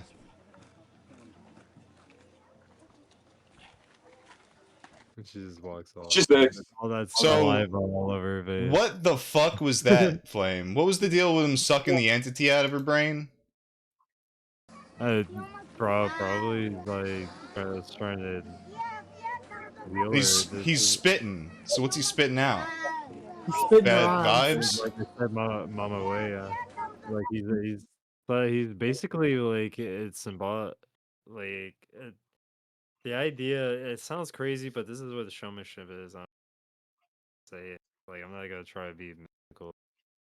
You physically have to do some of these things to people, and it is the showing and doing the physical touch to everything that it like your intention is to do it. I'm gonna suck this entity. Suck your entity dry. Yeah, dude. I'm gonna suck it out of you, dude. But that is kind of what I'm getting at here too, when I'm talking about like giving people that experience of mysticality. Like they're not gonna have it all the time, and they're not even gonna understand it when you try to say it in like plain words. So you have to sometimes do something to make people believe. Yeah, and it's their belief that changes everything. If they believe Yeah. what you're saying, then you can get them on the right path. It's like the thing is like to Shaman is like the most mundane things to some people could be easily taken advantage by a shaman, and they do it. Well, I think that's it's why great. they're 75% charlatans. Well, I can't even say anything about that because it's like if they're affecting people, and if somebody is getting healed from their whatever they're doing, I mean, more props to them. Well, I would say that there are a lot of people who are not getting healed. But if they have yeah, that's probably true too because it's like they are not finding the root of the problem. It's like because in this thing right here, it's like I don't know how deep that situation between that shaman and that girl is because it's like you're also trying to figure like when somebody comes to you like a patient basically, um they're trying to find what's wrong with them in the first place because they're even they might not know, but you probably figure it out before they will be able to tell you. But like at that point, it's like it like the goal is like to find the source of the problem, and a lot of the times it's the trauma, like childhood trauma. Like trauma could attack you at any second because it's like you could be 30 years old and something terrible happened and like you have night terrors for the next like 10 years or so. Well, we talk And about it's like exorcising demons, but the fact is most people are yeah. dealing with demons of their own creation. It, Most people are it, not that dealing with some other thing it, outside them. you're correct. You're correct because it's like I mean when there is actually a demonic possession, like the shaman is gonna know.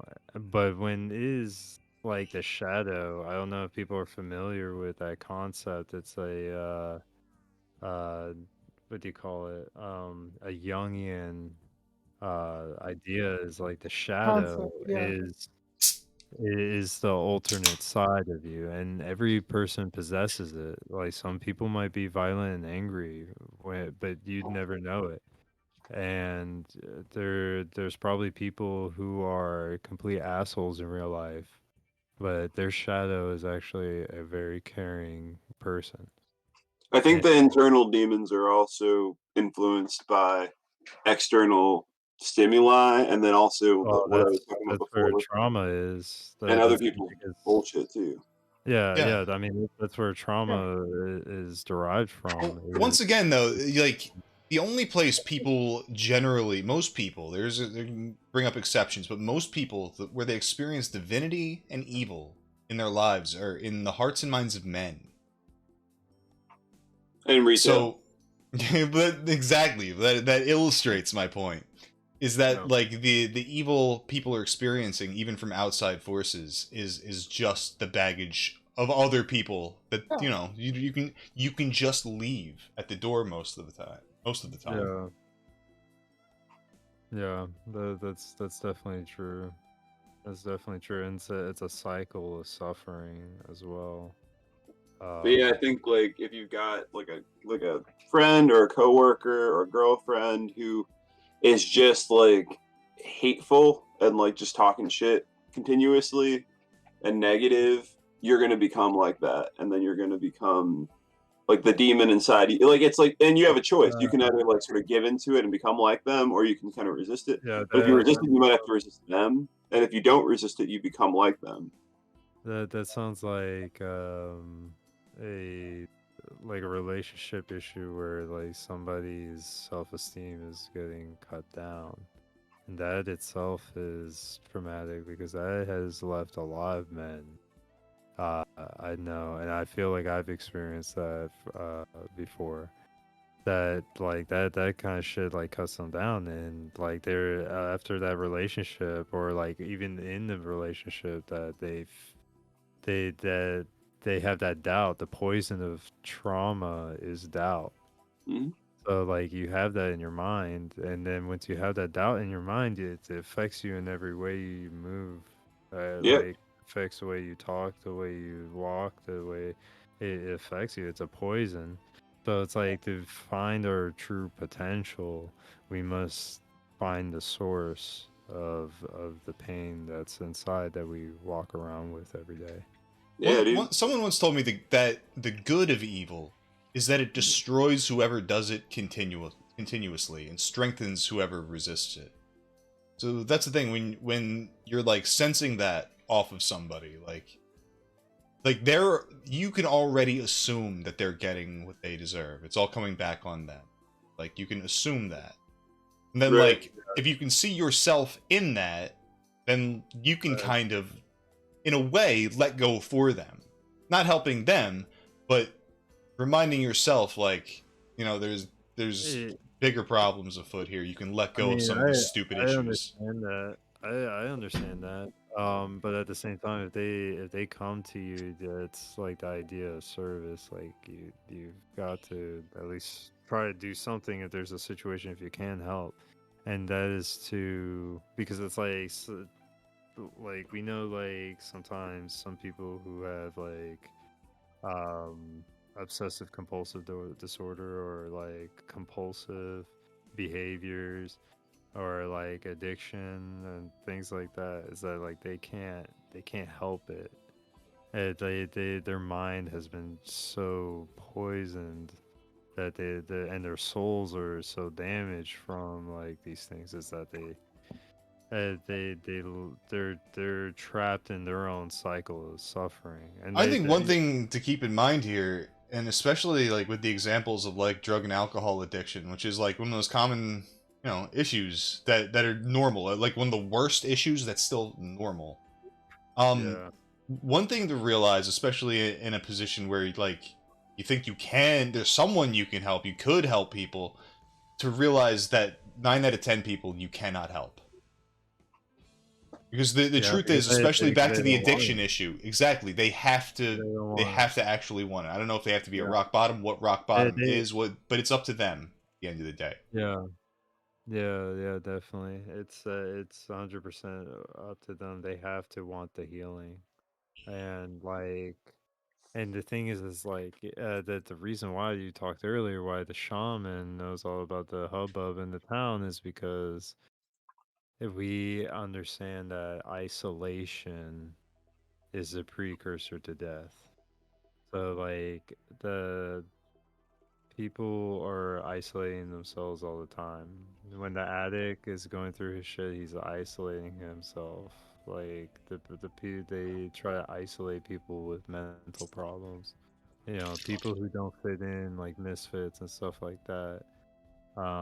Like they try to bring the people that they care about or the people that they're worried about out of isolation, you know, to be part of the community, because it's like that's what brings people together. And I feel, and you know, once again, that's why I have like kind of countered the idea of taking the red pill, whatever that means. The idea of becoming selfless. Ego death is what we're looking for. The less of that, because the fact is, like, that's what it requires to live in an actual community of people you respect, is to see yourself as an inexorable part of what they are, and not as sheerly an individual. But then it's like when you find out where you fit in with that, then you can become the individual. When you know who you are in the pecking order, what your skills are, things like that, when you know how you can actually practically help people, then you become the individual. Yeah. And you can still roll with that with that humility. A lot of the red pill, the way that it's framed is, you know, these other people are fucking idiots. Like whichever red pill we're talking about like the gender red pill. There's all these terms. You can say woke, you can say red pill, this, that. But like it's basically like all these people are, you know, they're just stuck in a program and you're going to get out of it. And what it ultimately ends up being is like warring programs. Like, I've got a better program that's supposedly going to work better for you than the program that the fucking NPCs are running. And it basically ends up putting you into another matrix, like in the most literal ideological sense of like another fucking structure, another framework through which to misperceive reality, you know? Like Wignats.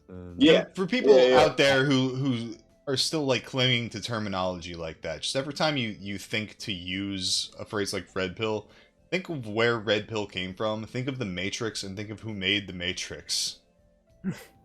and maybe you'll think better. Christian. Something to do with trains. Isn't it Christian who wrote the Matrix? Yeah, Christian produced the Matrix. He was the much. producer. He was he That's why he wound up in prison, because he was the producer of the Matrix. Mr. Keanu Reeves. But yeah, I don't know. It's the whole video of like the kids like quoting Andrew Tate and shit like that. Where they're just like, "Fuck women, Andrew Tate, fuck women." Dude, those guys are chasing a dream, like an idol. Oh, they're Like, fucked up. They're already gonna fucking they're in a mess But already. It's like I mean, like he's motivating. He's motivating as fuck. I'm not gonna lie. And yeah, you know, the thing is like, I mean, he's making a business model of the desire for men to. You're literally just describing a grift. Yeah, he's like kicking the shit out of men when they're the lowest. Yeah, I should just say grift. I respect grifts, but I don't like them. I'm not gonna defend these fucking people. It's also about getting in and being like the popular kid in high school, but somehow that's like getting out of the Matrix, and it's just really weird. Like it's like all the shit you were sold as a kid that probably you can't get because we live in a fucked up economy. Like all like you don't have a fucking Bugatti or whatever the fuck, you know, but like it's basically telling you that like the reason you don't have these things is because you're stuck in the matrix of like feminism or whatever the fuck. I do think a lot of this crap is that, first of all of the fans of this stuff like to think that there are people who actually like believe in family values and traditional stuff, all that stuff. So what you do is you get like these people who are going to mislead them and tell them how like to come across as like obnoxious and shitty as possible, and what you wind up with is like the people who are seemingly from their perspective the champions of morality and family values are like, from the mainstream's perspective, the most despicable fucking people possible. And they look at these people pushing like traditional family values and like, I definitely don't want to be that. Right. And they destroy the family. Yep. Precisely. Long con. And that's why we know that Andrew Tate is a CIA plant. Yeah. Cockney Andrew Tate. Cockney Andrew Tate. But would you rather the Megan Fox versus Pussy Hogan conundrum? It's true. But you pointed this out too, that it's like calling it a simulation is like the most retarded way to like describe what it's like, kind of right, but it's like the most retarded way to describe it. It's just fucking describing Eastern mysticism poorly most of the time. But it reminded me of the philosopher Baudrillard, the French philosopher Baudrillard, who inspired The Matrix, and his book is actually in The Matrix. Neo has he picks up Simulacra and Simulation by Baudrillard, and it's full of these discs that he's selling to people, illegal software through. But like Baudrillard said after The Matrix came out, he said The Matrix is the kind of movie that somebody who was in The Matrix would make. And I think that's like reflective of how like a couple different things, but partly how it's like a metaphor that's like kind of right, but it's a bad metaphor. It doesn't really, when you try to apply it, it's like you miss something, and you miss the fact that even when you think you're out of the matrix, you're actually in a different matrix. Yeah, because that was a theory that Zion was just another level in the Matrix, right? For the people that had a necessity to rebel. Exactly. And that's what David Icke is saying about the afterlife. It's just another level of the Matrix. Really? What does he say about the Saturn Moon Matrix? What do you know about that yet? Moon is fake. Moon is hollow. Moon is a reptilian spacecraft. Well, the Saturn frequency is projecting our simulation through the hollow moon matrix into the hollow Earth matrix. So yeah, it's basically like triple simulation matrix within a matrix. To make What I want to know is fucking convoluted as possible. Are you saying that like when When we does, die or something, we go into like Mars or some shit? No, That's David what the Icke's Mormons believe, isn't it? once again the David Icke's theory is that reincarnation is real, but it's a bad thing, just meant to keep you on the bad feels farm. Yeah. Which is definitely the darkest, most twisted, depressing outlook I can possibly imagine.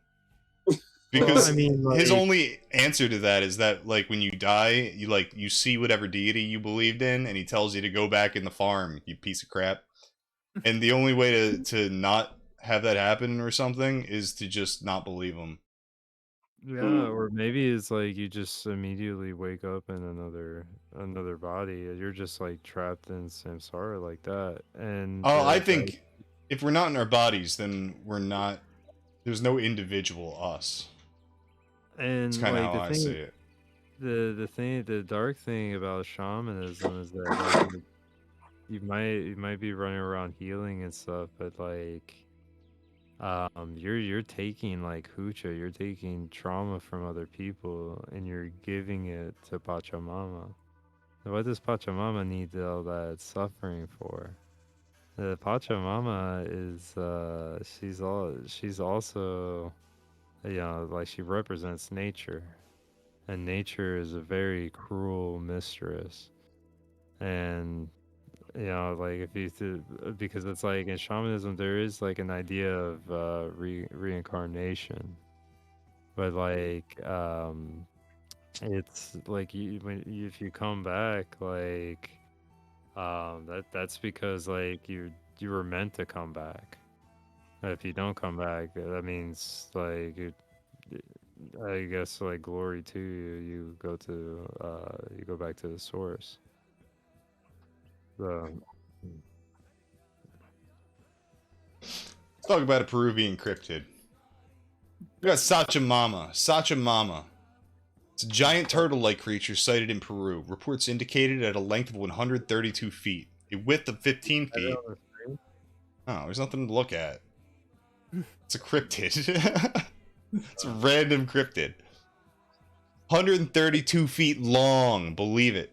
15 feet wide. 2 pairs of snail-like feelers at the base and tip of its snout. It has a conch-like shell on its back and has been known to uproot trees. It is said to remain dormant for many years.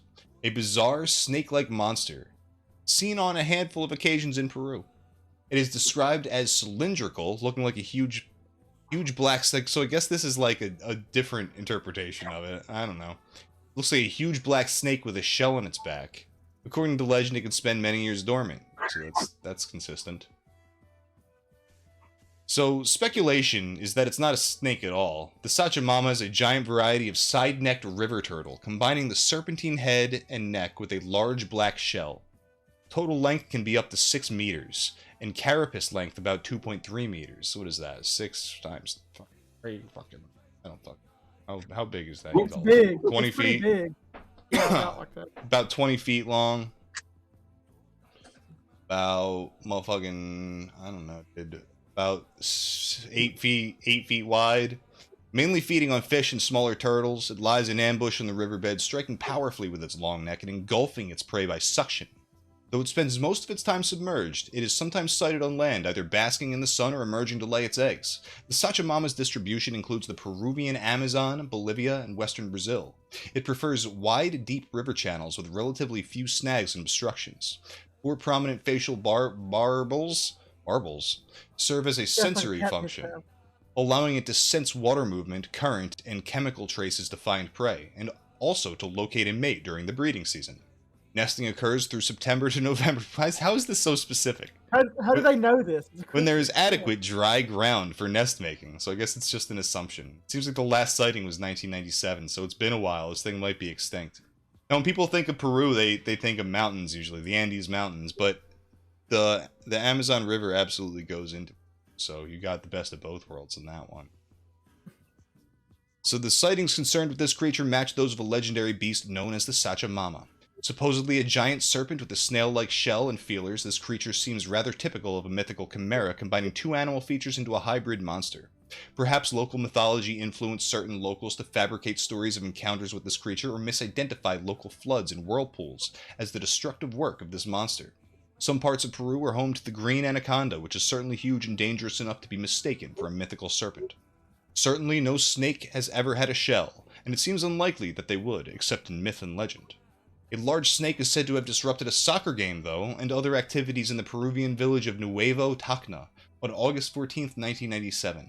Maximo Unwakari watched as a black snake emerged from the jungle and dived into the Rio Napo, leaving behind a 1,600-foot-long, 30-foot-wide trench in the mud and submerging several boats. Several hundred people felt the earth tremble. The mayor of Manus County, Jorge Chavez Sabina, flew over the area by helicopter with Peruvian radio journalist Carlos Villarreal shortly afterward to survey the devastation. So that one just said a snake. He couldn't really figure out what the hell this thing is supposed to be, but do you think it could be living somewhere in the Amazon, in the Amazonian It reminds Peru? me of one of those like snake neck turtles. Like you ever see those? Like they're. Oh yeah, dude, they'll bite your dick off. Yeah, they're a snake neck turtle. Like I think this thing's just a giant snake neck turtle that's black. So what about you, Flame? You ever seen Sachamama? No, dude. I wish I could see a picture. That's what I was asking. It's a giant fucking turtle or snake or something with a shell on it. There's no pictures. You couldn't take pictures. It'll happen too fast. And so they're fast. Oh no. You gotta be. If they're 1,000 feet long, they go very fucking quickly, dude. What the fuck? Yeah. I did see a UFO. Oh yeah, dude, that's definitely more believable than this shit. Give me that. I had the most realistic, I think, UFO encounter, which is just like, oh, that's some weird shit in the sky. Yep.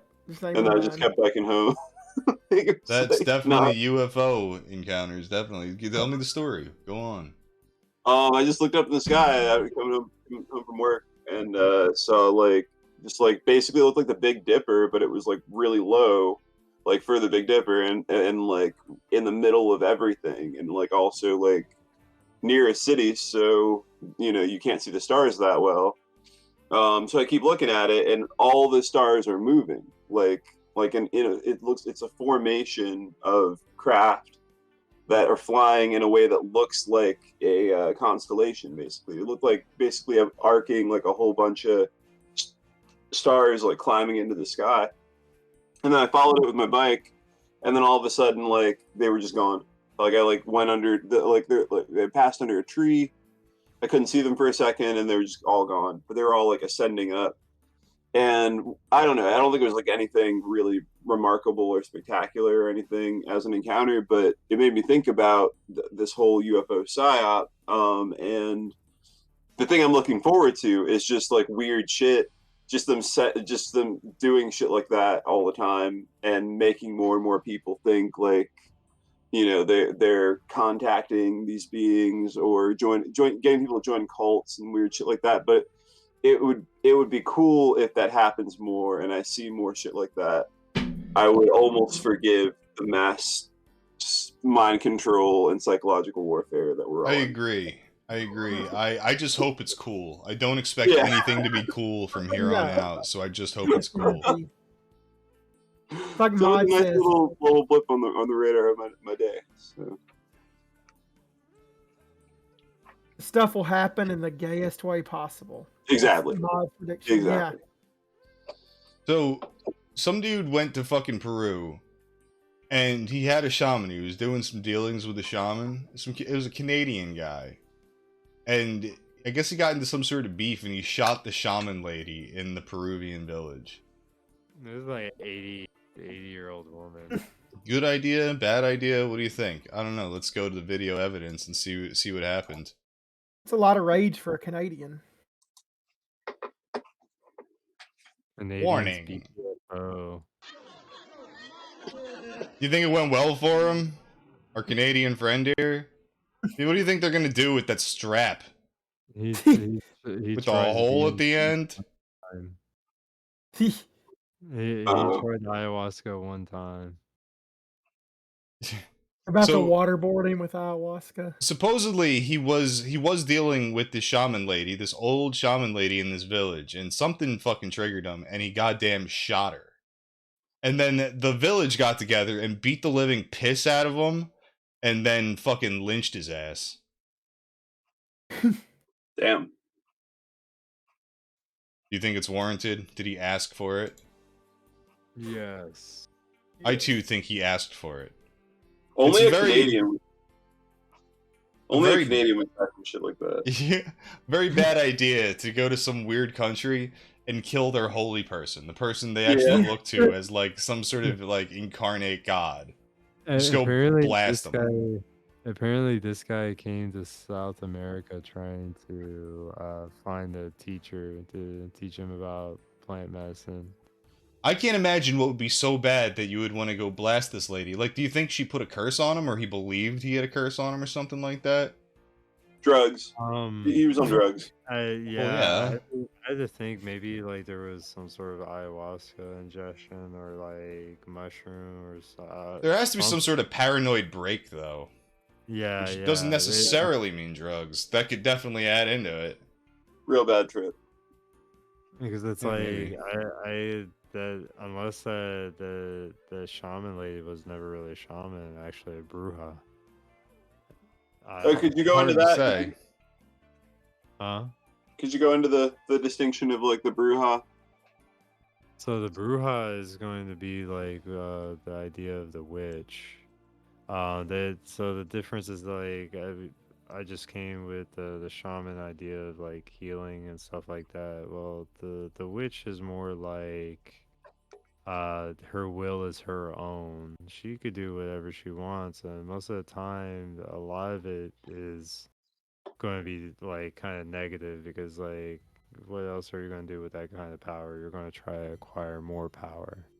And a very easy way to do that is by inspiring fear because fear is easier to control.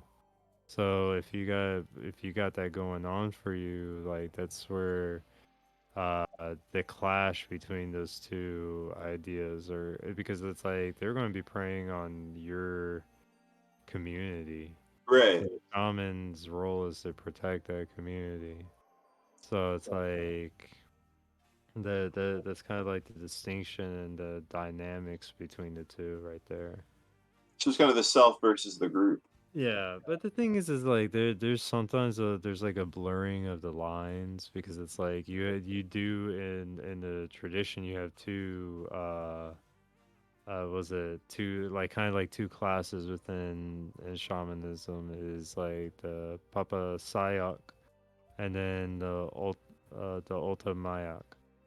And like these two different classes are like one of them is more of like the Papa Sayak is more like the traditional OG shit where like you learned it a certain way and you keep it like this, and the dealings with your Apus, which are like the mountain spirits, the forest spirits, you know, like the idea of jinn and fae and stuff like that. Yeah.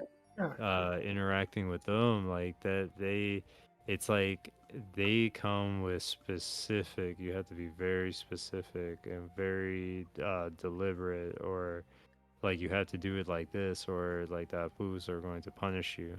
So there was an idea that there was fear that is being backed up from the other world.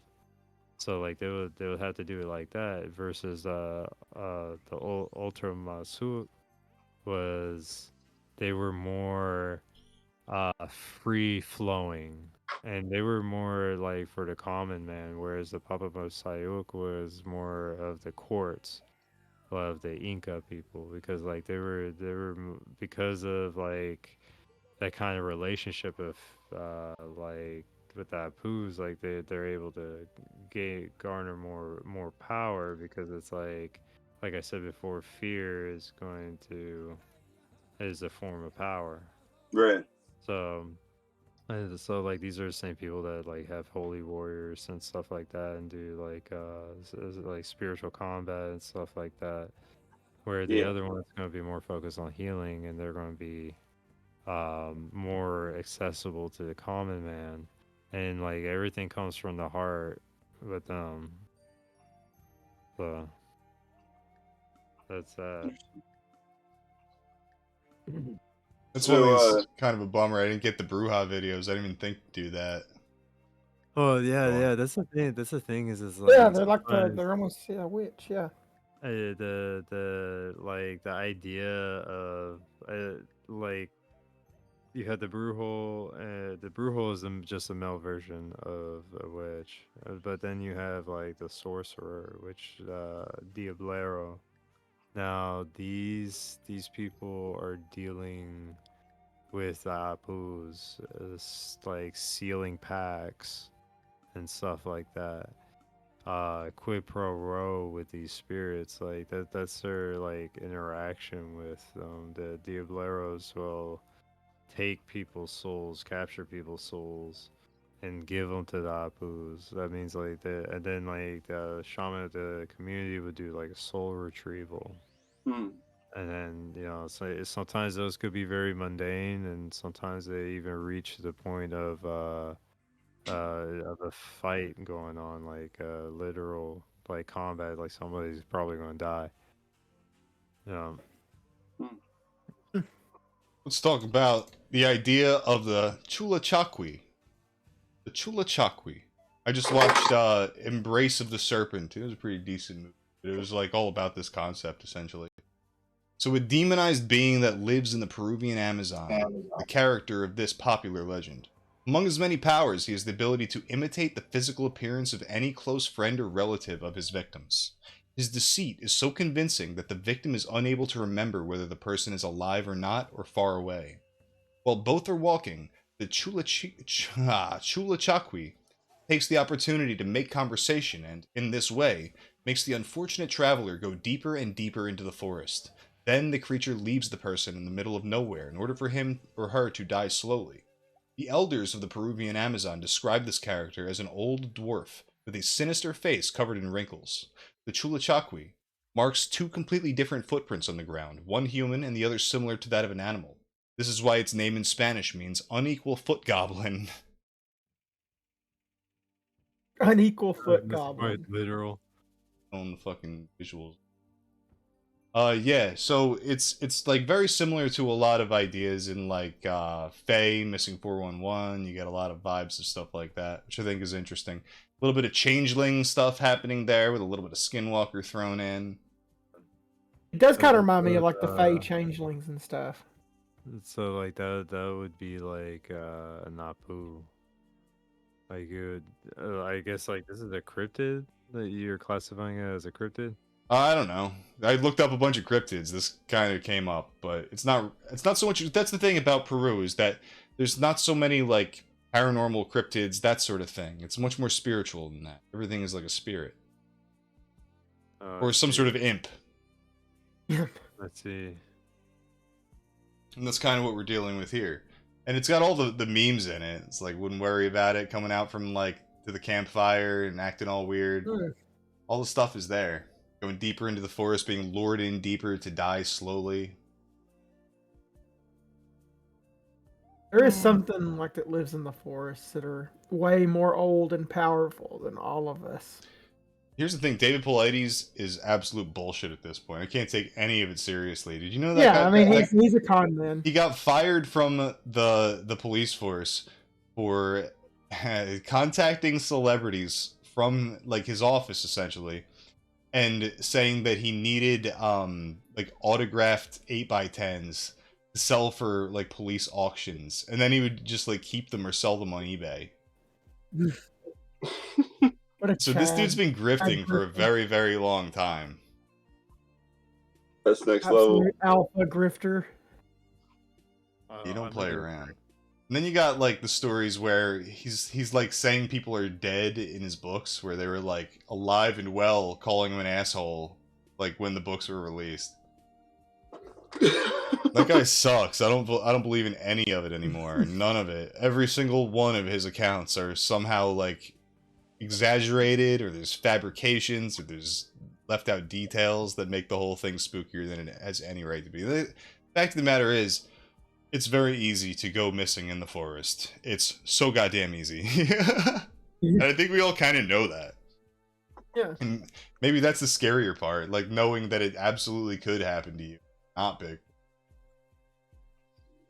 Yeah. Might be Bigfoot. We don't know. Could be Bigfoot. It's possible, dude. Could be aliens. The shit that put me onto was that realizing how many people go missing in cities and in suburbs. Yeah, that's a shitload of people too that never get looked into. Yeah, it's like, you know, oh, that's not missing 411. It's like, well, yeah, they're not. It is missing 411. He's wrote books about that.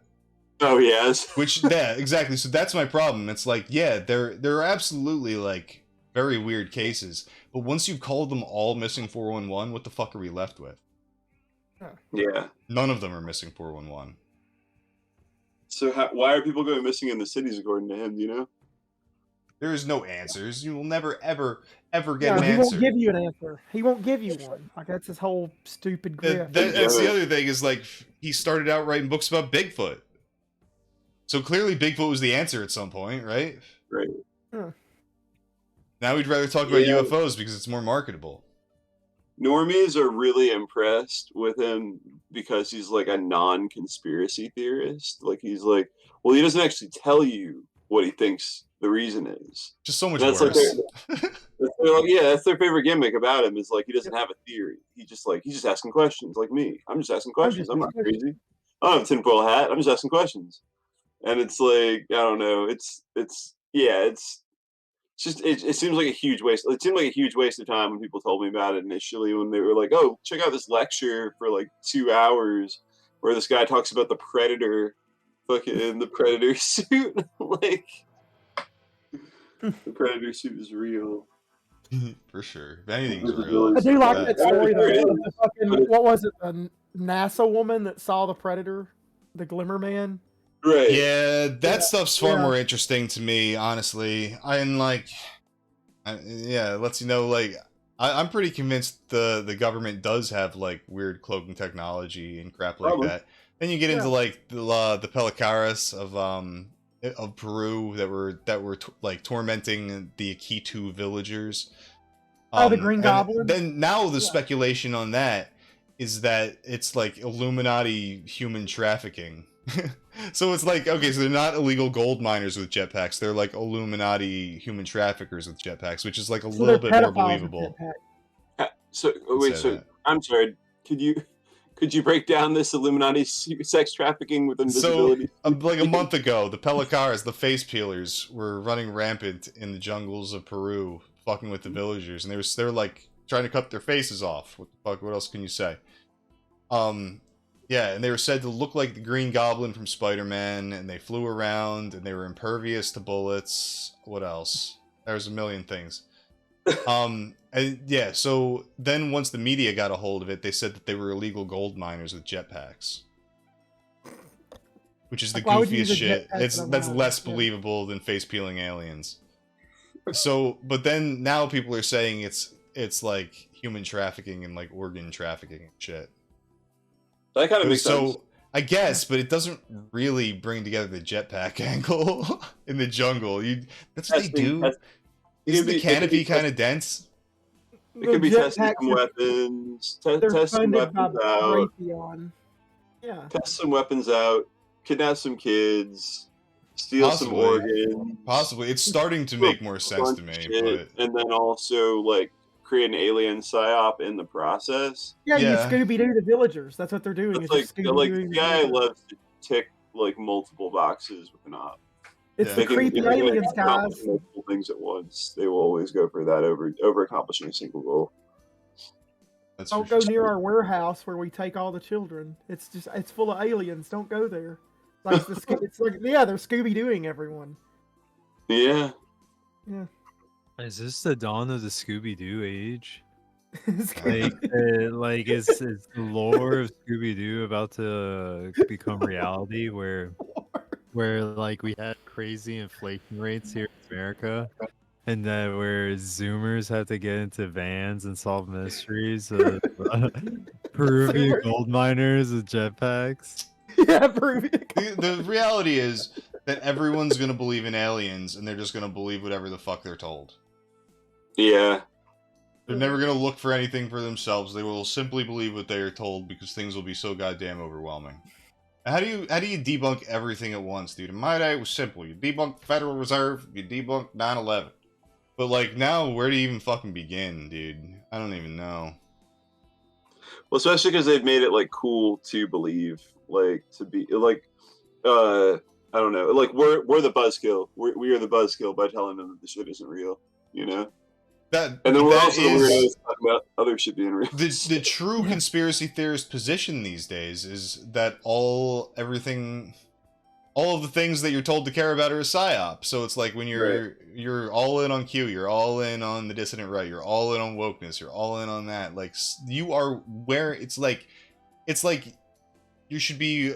It's like wearing a Nike t-shirt. You are branded. That is their brand. Whatever little flavor of psyop you've chosen. Yep. That's the brand you wear. Yep. Yep. Some shit. It's all to keep us from class consciousness, guys. Oh man. That's the key. It's like it's not like you're gonna like.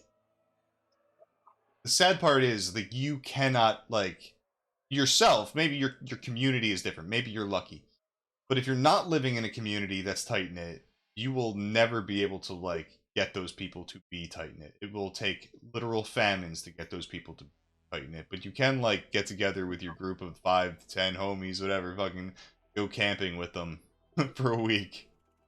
And like you will really gain skills. You will really gain like good socialization. You will really learn who you are and your strengths, and you will really be able to apply that shit for the rest of your situation. Yeah. Like that's how it really is. Like I wish we could like focus on like local politics and I could go to the town hall and raise my fucking grievances or whatever, but like that just ain't what it is. It ain't. I got I got 5 to 10 people that I would want to get together with and really fucking talk about my grievances, bitch, and moan to. Yeah. That's the start, man. 5, 10 guys. That turns into 5, 10 families. And 5, 10 families turn into clans. Well, we become fucking like David Koresh, essentially. That I don't know. That is where that leads in the society right now. Yeah. Fuck Peru. I'm going to Guyana. Guyana. Where the Guyana? In Africa? No, that's Ghana. Yeah. Guyana's in South America, I think. Yeah. We're talking about that, like that's like a French. Wasn't that owned by French? There is French Guyana and Guyana. 2 separate countries, as far as I can tell. I was looking at a map today. I hear that's like a European bastion. Well, this big cult took went down there and killed a bunch of people. Yeah, I don't know if you heard of them. I wasn't even gonna bother to say it. I felt like it was so obvious. Tell me about that. What? What's his name? Jim Jones? You never heard of Jonestown over here. I thought that was in Africa. Yeah. That's in Guyana. Look, dude, just because they were black doesn't mean it was Africa. Hold on, I for years I was thinking they went to Africa, dude. Never happened. Yeah. It was total fabrication.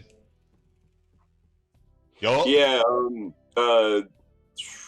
I'm going off of some shit my friend said, and I don't want to dox him or anything or reference him in a way without his permission, but one of my friends was describing what he thinks the future is going to be, and it's pretty much like these mega cities that actually it's very similar to the way you describe it. A lot of people are on this vision that like they're going to have these cities where they shut all of us out basically, and if you don't do exactly what they say, and they'll test you with shit like COVID or whatever, and if you don't put walls up around the cities like what Matt said. Or just digital walls where you can't get into a fucking Starbucks or a grocery store without a fucking chip in your finger or whatever. Understand also half of like the energy crisis and global warming and the just everything. They want it to be too expensive for you to have a fucking car. Yeah. So you have to live in the city. Yeah, I mean, I think eventually they could get there. Yeah, exactly. You can only travel 15 minutes away. You go more than 15 minutes away, you're damaging the environment, and you have to be shut down. It's going to be and it'll be a social credit score thing too. Now, keep in mind, in China with the social credit score, it's not like if you have a low social credit score, like you're allowed to leave the country because they don't want you there because you have a low score. No, if you have a low score, you have to stay in the motherfucking country.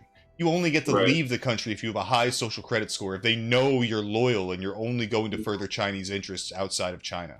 And that's how it's going to be. You're not going to be allowed to leave the death zones. No. But I was going to say that my friend's vision is that they're going to have these cities. All the people that follow the rules are going to be in these cities, and all the people that are not racist, and all the people that are, not religious, and not any of the things, basically a specific like demographic of people that they have completely controlled and under their boot heel will occupy these cities and be able to get the best jobs. Everybody else will be in this kind of Mad Max type environment. But what's important about that Mad Max environment is like all the shit we're fighting about now, we're going to form these little collectives around basically like the Wignat tribe, the trans tribe, the black tribe, and then it's basically, and they're going to go to war over fucking resources while the cities hoard all the really, really good shit, basically. Oh shit, dude. Huh? That's like, well, not really what you're saying. Like the whole the tribes, like everyone's gonna. I don't think it's gonna be that cut and dry. Groups like the Wignats are definitely gonna like try to stick it together because that's their wet dream. Like communists as well. Yeah, it's not that cut and dry. It would be more like gangs, and then the gangs might have ideologies attached to them, or they might not. But they basically be like, we're a community for. Have you all seen the movie The Bad Batch? No. It's kind of about this. Like, it basically everybody who doesn't, I don't remember what even the reason is, but like basically everybody who gets rejected from society gets like shoved into this one part of Florida, basically, or like they're all like outside of this walled zone, and you never see what's on the other side of the wall, really. But there's like cannibalism and shit. But then there's also people like throwing raves, and like Keanu Reeves is like a drug trafficker. But he's also like this weird Charles Manson type figure because he's like giving people acid for free and stuff, and like, but he's got all these wives and some shit like that. Like, I don't know, just like a bunch like different like collectives outside of the zone of acceptability, and within that zone, they think that everybody else is just barbarians. Basically, seems like that's kind of where we're. The goal, but here's the only thing is like I think that's a distinct possibility, but like the goal here is to keep everyone as docile and atomized as possible. Right. Yeah, right. So really, the goal is to like shove as many flaming hot Cheetos down their throat as possible while they like watch 10 seasons of like the worst TV show you've ever seen in your fucking life. And they live in their their tiny little apartment at best. That's it. Yeah, partner. Let's and watch I think I don't know what kind of militarization it would take to like make people give up on like the level of like an entire city or region like that. But I do think we're heading there. I think it's more. I don't know. Because once again we're at the question of like what is the breaking point, and it can't be to me anything less than not being able to get food. I think it's a shift of like not caring about like before. I think the way that our kind of imperialism or whatever was set up was like we were taking all this money from the third world. We got all this labor in the third world that's all coming to keep our American privilege going. And now it's like we don't care about most parts of America. We care about 7 cities, and the rest of the whole country can pretty much go to shit. And the people running the show aren't really American. They're people from all different countries that are billionaires, like Russian, Chinese, like Japanese billionaires that are Elon Musk, African fucking billionaire, has nothing to do with America. And those are the people running the shit, while the actual Americans can basically get fucked according to the elite. Like, it doesn't really matter.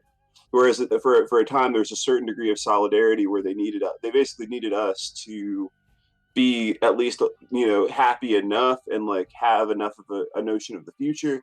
But now we're just not a threat anymore. Maybe we never were, but we definitely aren't now. So, Yeah. Yeah. Oh, I think they're in every like dictatorship that you either like, the people either worship or they completely like demonize. In all of them, there's like a point at their peak where like they have to value the family. They're doing too good not to value the family. What do you do? Not keep this ship going? But you can't keep it going forever, so eventually it does derail. But I think you can look to all of every great civilization and be like, here's the point where they actually like valued their people and family, not out of benevolence, but because like there was enough wisdom to know that's how you keep this ship going. Yeah. And we've clearly passed that point. Right. And now it's the global family, the global society.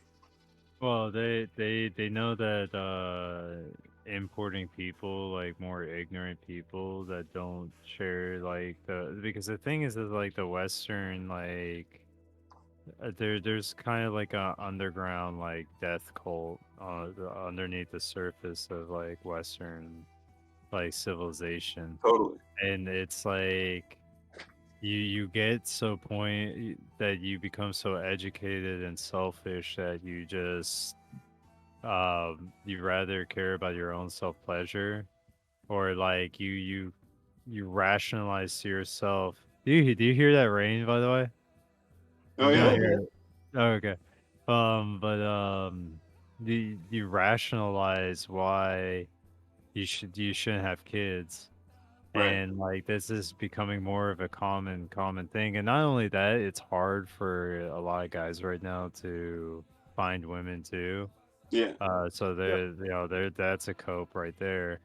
They talk about this very explicitly. They say that in fact, one of the theories, one of the things that they're people. This is the climate change crowd and all these people. They're like, basically, we need to cut carbon in third world countries, and we need to cut populations in third world countries. But the only way to do that is to have an industrial revolution in these countries so that their technology gets to a certain point. Because once their technology hits that peak point that ours has hit, their population will drop off. And their population will drop off because people become more secular, people reject pure religion. Fucking madness. It's the most pure madness. Because the thing is, like, it's so fucking prideful. Because, like, on some level, it's true. But on the level of actually controlling it, it is completely fucking out of your hands. Yeah. This is just how it works. Like, you can try to do good and still fuck it up, and we all know that. And so it's like, once you contact the uncontacted tribe, that is like total devastation for their way of life, like immediately, right? So like, and it's the same thing on other levels too, but it can have a million different outcomes. It's like you can give these people industrialization, but there's no guarantee that it'll stick or it will manifest in the way you want, even fucking remotely. Right. Yeah. But their mentality is that like about that have not reached the industrial revolution. Parts of huge swaths of China. India, yeah, parts of India. But like all over the world, basically everywhere, catching up with it technologically in general, like just technology upgrades of different parts of the world will lead them to basically, they think, will lead these people to become atheist and reject the family and live in coom pods. And maybe, like, but it would literally take 200 years. Right, and in that span of time, we'd have devastation in those places. Like, I mean, that's how clandestine these people have been. Yeah, but this is showing their lack of control. The fact that they're so heavy into controlling every little thing that can never be controlled. It's like you only do that if you're lacking control. You actually have control. You can kind of let people do their own thing, and they'll do it kind of more or less according to your will because you actually have control. Right. So it's like when you're trying to wait 200 years for some effect to take place in fucking Ghana once again, fucking like, like your country's gonna go to shit. How the fuck long do you think most empires stick around for? Right. Right.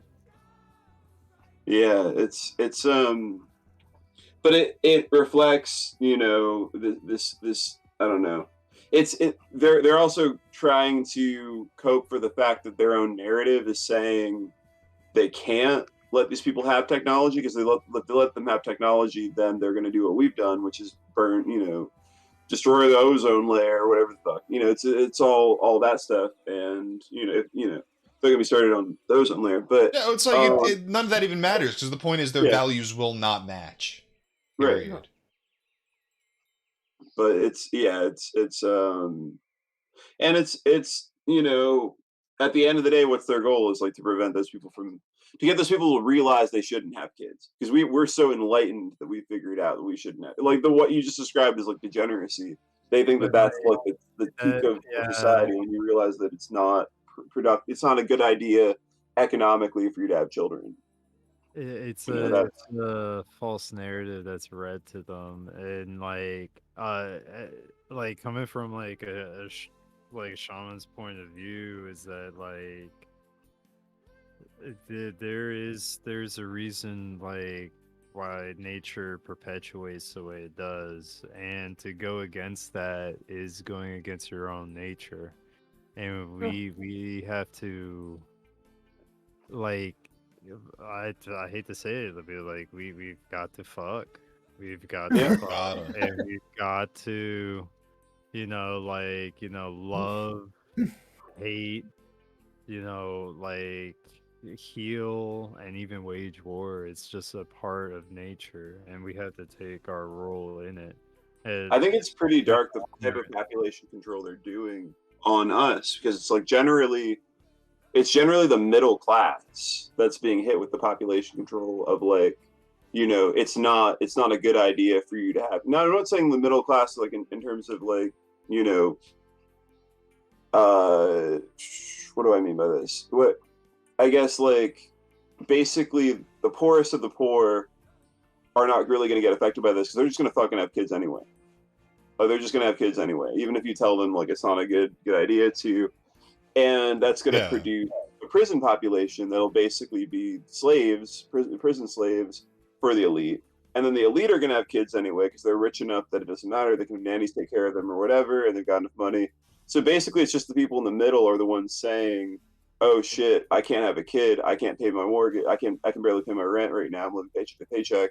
I can't." But if you're like living on welfare, and you're like completely, like, if you're you're on Section 8 housing and all this sort of shit, you are in a position where it doesn't make sense to have kids. But it's just gonna like, it's just more likely to just fucking happen, versus it's not like, I don't know. But I also love the thing about the middle class is that, like, the thing they absolutely don't need is like white collar jobs and like middle management shit like that. That shit has like been replaced. Like, they might not roll it out yet, but that shit been replaced. They need fucking cheap labor, and then they need, their own shit to get through. They're the elite, so that's all you need. You don't need that middle shit anymore.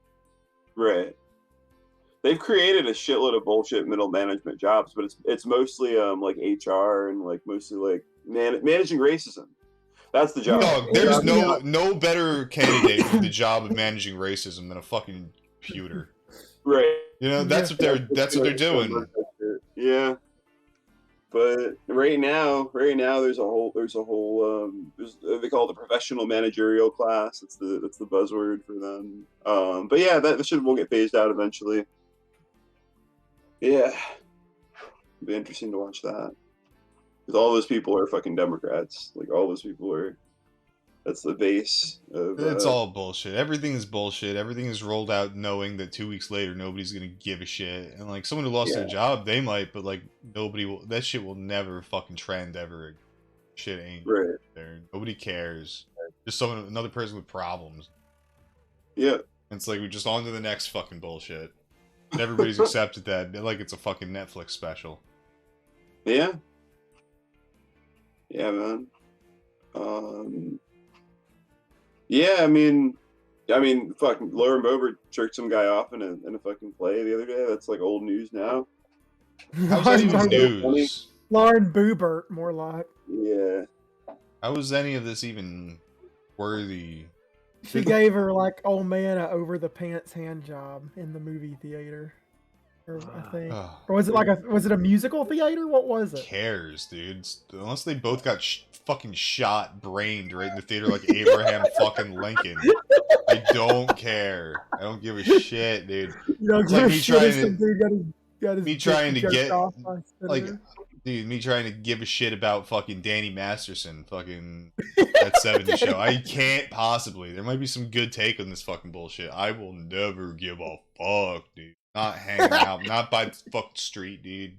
It ain't the same. This is rape. It's rape. Not the same old thing. Significant. The thing that's probably on the same level as that is the fucking Russell Brand shit. And the Russell Brand shit is, there's a couple different angles to the Russell Brand shit, but it's also like, I feel like the thing is people fucking hate him so much from like every. He's a really unlikable person. Yeah. It's just like, he's back kind in of the day, it Charles was Manson. especially. Like he has like a Charles Manson vibe to him. Like the eyes, like the way he stares and smiles. He's English I don't Charles. know about that. English Dude's a Charles fucking actor. I don't trust any of it. Anglo, But I'm all for some weirdo out there spitting all the fucking weird shit possible. But at the same time, I don't give a fuck about that guy, dude. And like I hate like in an era when like everybody's shadow banned. Like I can barely fucking pull a goddamn stream off. Like it want me to cry for them? No, cry for me.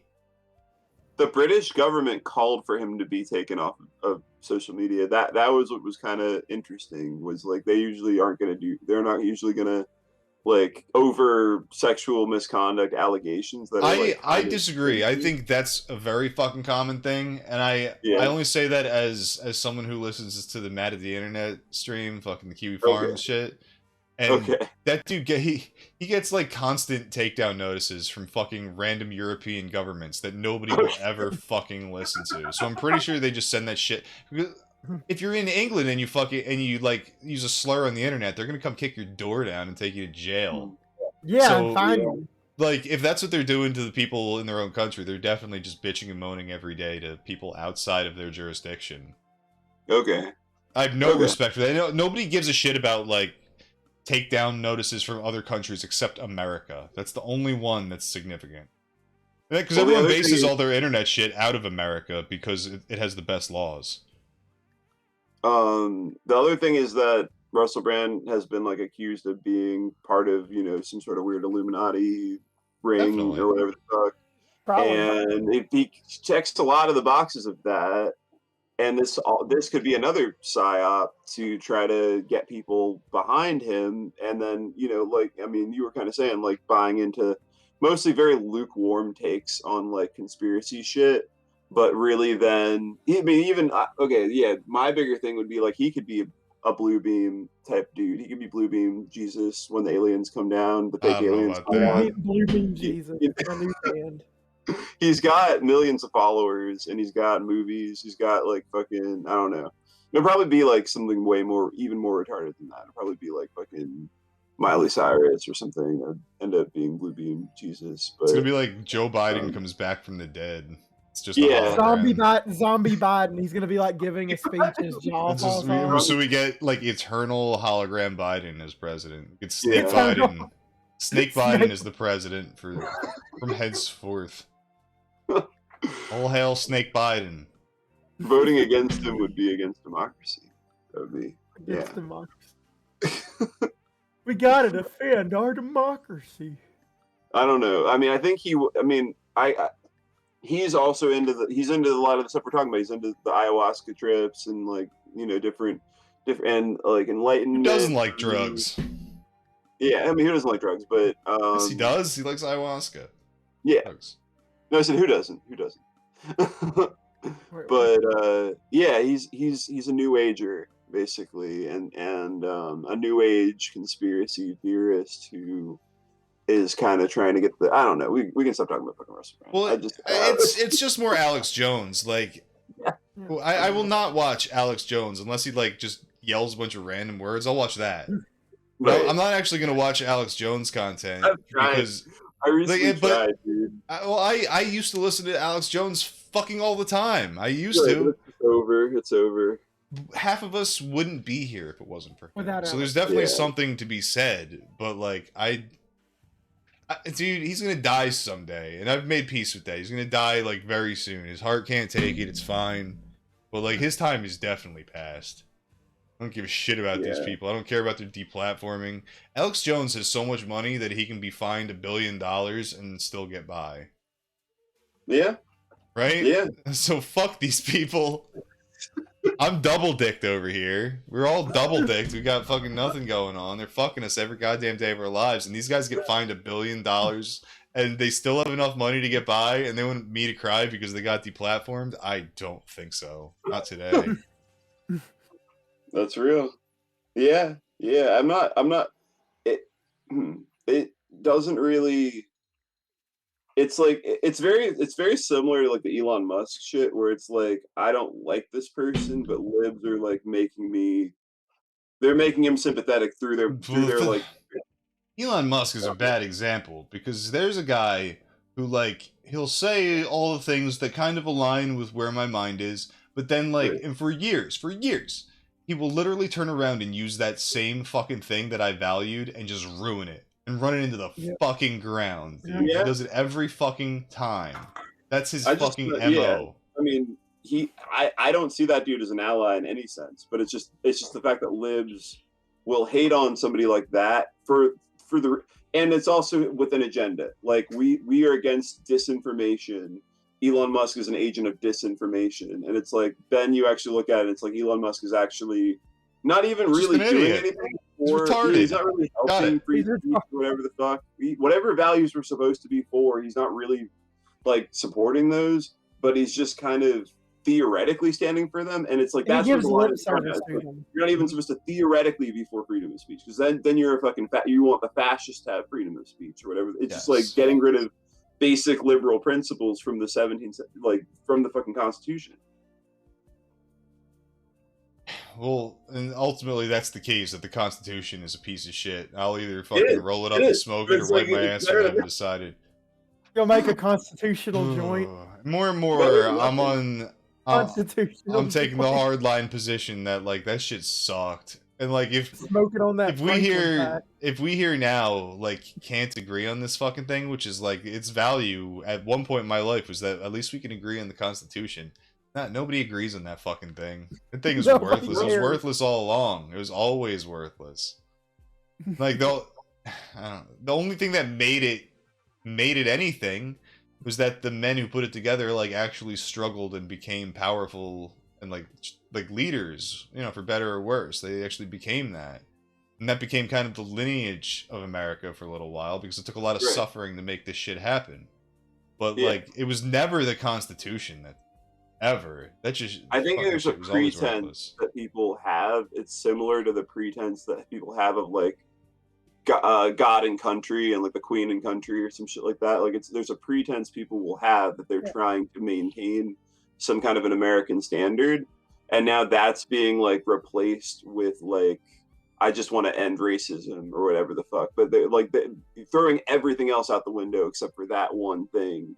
And then, fight against the patriarchy or whatever the fuck it is. And when there's a very dangerous point when people lose when people aren't even trying to seem like they care about freedom. Yeah, well, that's what I'm saying. You don't get freedom because it was written on a piece of paper. You get freedom because you have a bunch of like well-adjusted families that suffered for what they had and really value it, and they got what they fucking deserved. Yeah, that's what does it. And like that, at a certain point, that can only decline. Yep. So, that's the thing is like you can take like, well, real individualism is people who have become leaders through their own actions and deeds and pain, and like you can take that and you can wrap an American flag on it, but like once you've done that, you cheapened it because then it's just propaganda. Because you can look at any country, once again, it's any shitty dictatorship, whatever you want to look at. Like, when that shit was at its high, it's because people were putting in their value and they were getting their value out of it, and there was something going on there. It's like, that never needs a flag attached to it. That is what makes a community and a nation powerful. So, Yeah, it's just ridiculous. Once America tries to take credit for like what God intended the family to be from the dawn of time, then you know like we're going downhill because people aren't going to buy it. They're not going to buy it forever. Yeah. Yep. Yeah, man. But yeah, so like I don't think we should support any of these figures. I don't think there's any like you said, like every celebrity has probably been on the Epstein Island. Everyone you could possibly root for and on the big screen is going to be, or on the TV screen has probably been. It's probably in the everyone who's ever had a guest appearance on The Simpsons for sure. Right. and Matt Groening from The Simpsons. Yeah. Yeah. So yeah, like we shouldn't root for these people. It's just like I guess I was trying to talk about it on kind of like a meta level of like the way that there's a kind of gaslighting happening, to use that fucking dumbass term, but like, you know, that the media is kind of telling us that it's okay to like whatever it's okay to take this person completely off the internet because he said something about COVID. And then also he's a rapist, even though there isn't really that much evidence to say that he is. And he has sex a lot, and so he's a bad person. It's just a lot of like, there's a lot of subliminal undertones of this, of like, this guy fucks, so he's bad, and like you hate him because you wish you fucked as many people as he did, and so let's destroy him and put him on a fucking spit, you know, and lynch him, you know. Oh yeah. But he's on the same channel we're on right now. He's on fucking Rumble. That's where he fled after YouTube demonetized him. I wouldn't be surprised if these people were actually making a killing off of being demonetized on YouTube, like because they're getting exclusivity deals on Rumble that I would imagine are actually pretty fucking lucrative. It's not that many people even have those. There's not that many. I hope Rumble makes it. If Rumble will fucking like make it as a platform, it'll be gone as soon as fucking Peter Thiel gets sick of it. As soon as he, yeah, he owns the fucking thing. Okay. So as soon as it becomes more trouble than it's worth, it will be gone. There's no YouTube alternative. There isn't. Like it only gets worse from here. Like YouTube is still too much for them. Like they have to bury videos that they just don't want you to see that are totally fucking innocuous from where you're standing. You just look at it and be like, okay, so this fake alien thing, you can't. Oh, this reptilian, someone shapeshifting into a fucking reptilian. You cannot find that video, and it's like I didn't want to believe that video was real, but now that you've fucking buried it completely and put it like a Wikipedia fucking. Like, you've used Snopes to fucking debunk it, like, below the fucking video. It's like, man, maybe this guy was on to... Maybe this fucking reptilian shapeshifter was on to something. It's the insectoids, though. The mantoids. It's been the mantoids all along. The mantoids versus the reptoids. But I do think it's time to wrap this shit up. Yeah. You think the reptoids eat the mantoids? Because, you know, like, lizards eat, like, bugs. I have no idea. I just assumed all of these different alien species fed on me and me exclusively for sustenance. That's why I'm always armed. I've got a dog. I got blinds. They're not gonna get to me. They're not gonna get to me, dude. They will not eat me for lunch. So thank you, boys, for being here. Polak, thank you. Thanks. It was fun. Jack, thank you. Flame, thank you for being here doing shaman shit. So everyone out there, go buy t-shirts. Ohio! Go buy t-shirts or whatever. Check out my appearance on the Kill Stream on Rumble. Search Kill Stream on Rumble. Go to the birthday bash video. 3 hours, 30 minutes, and 15 seconds in, and you get Yakov content, drunk as hell, on the Kill Stream, baby. So go check that out right now. Thank you, everybody, for being here, and I love all of you. That's just the facts, bro.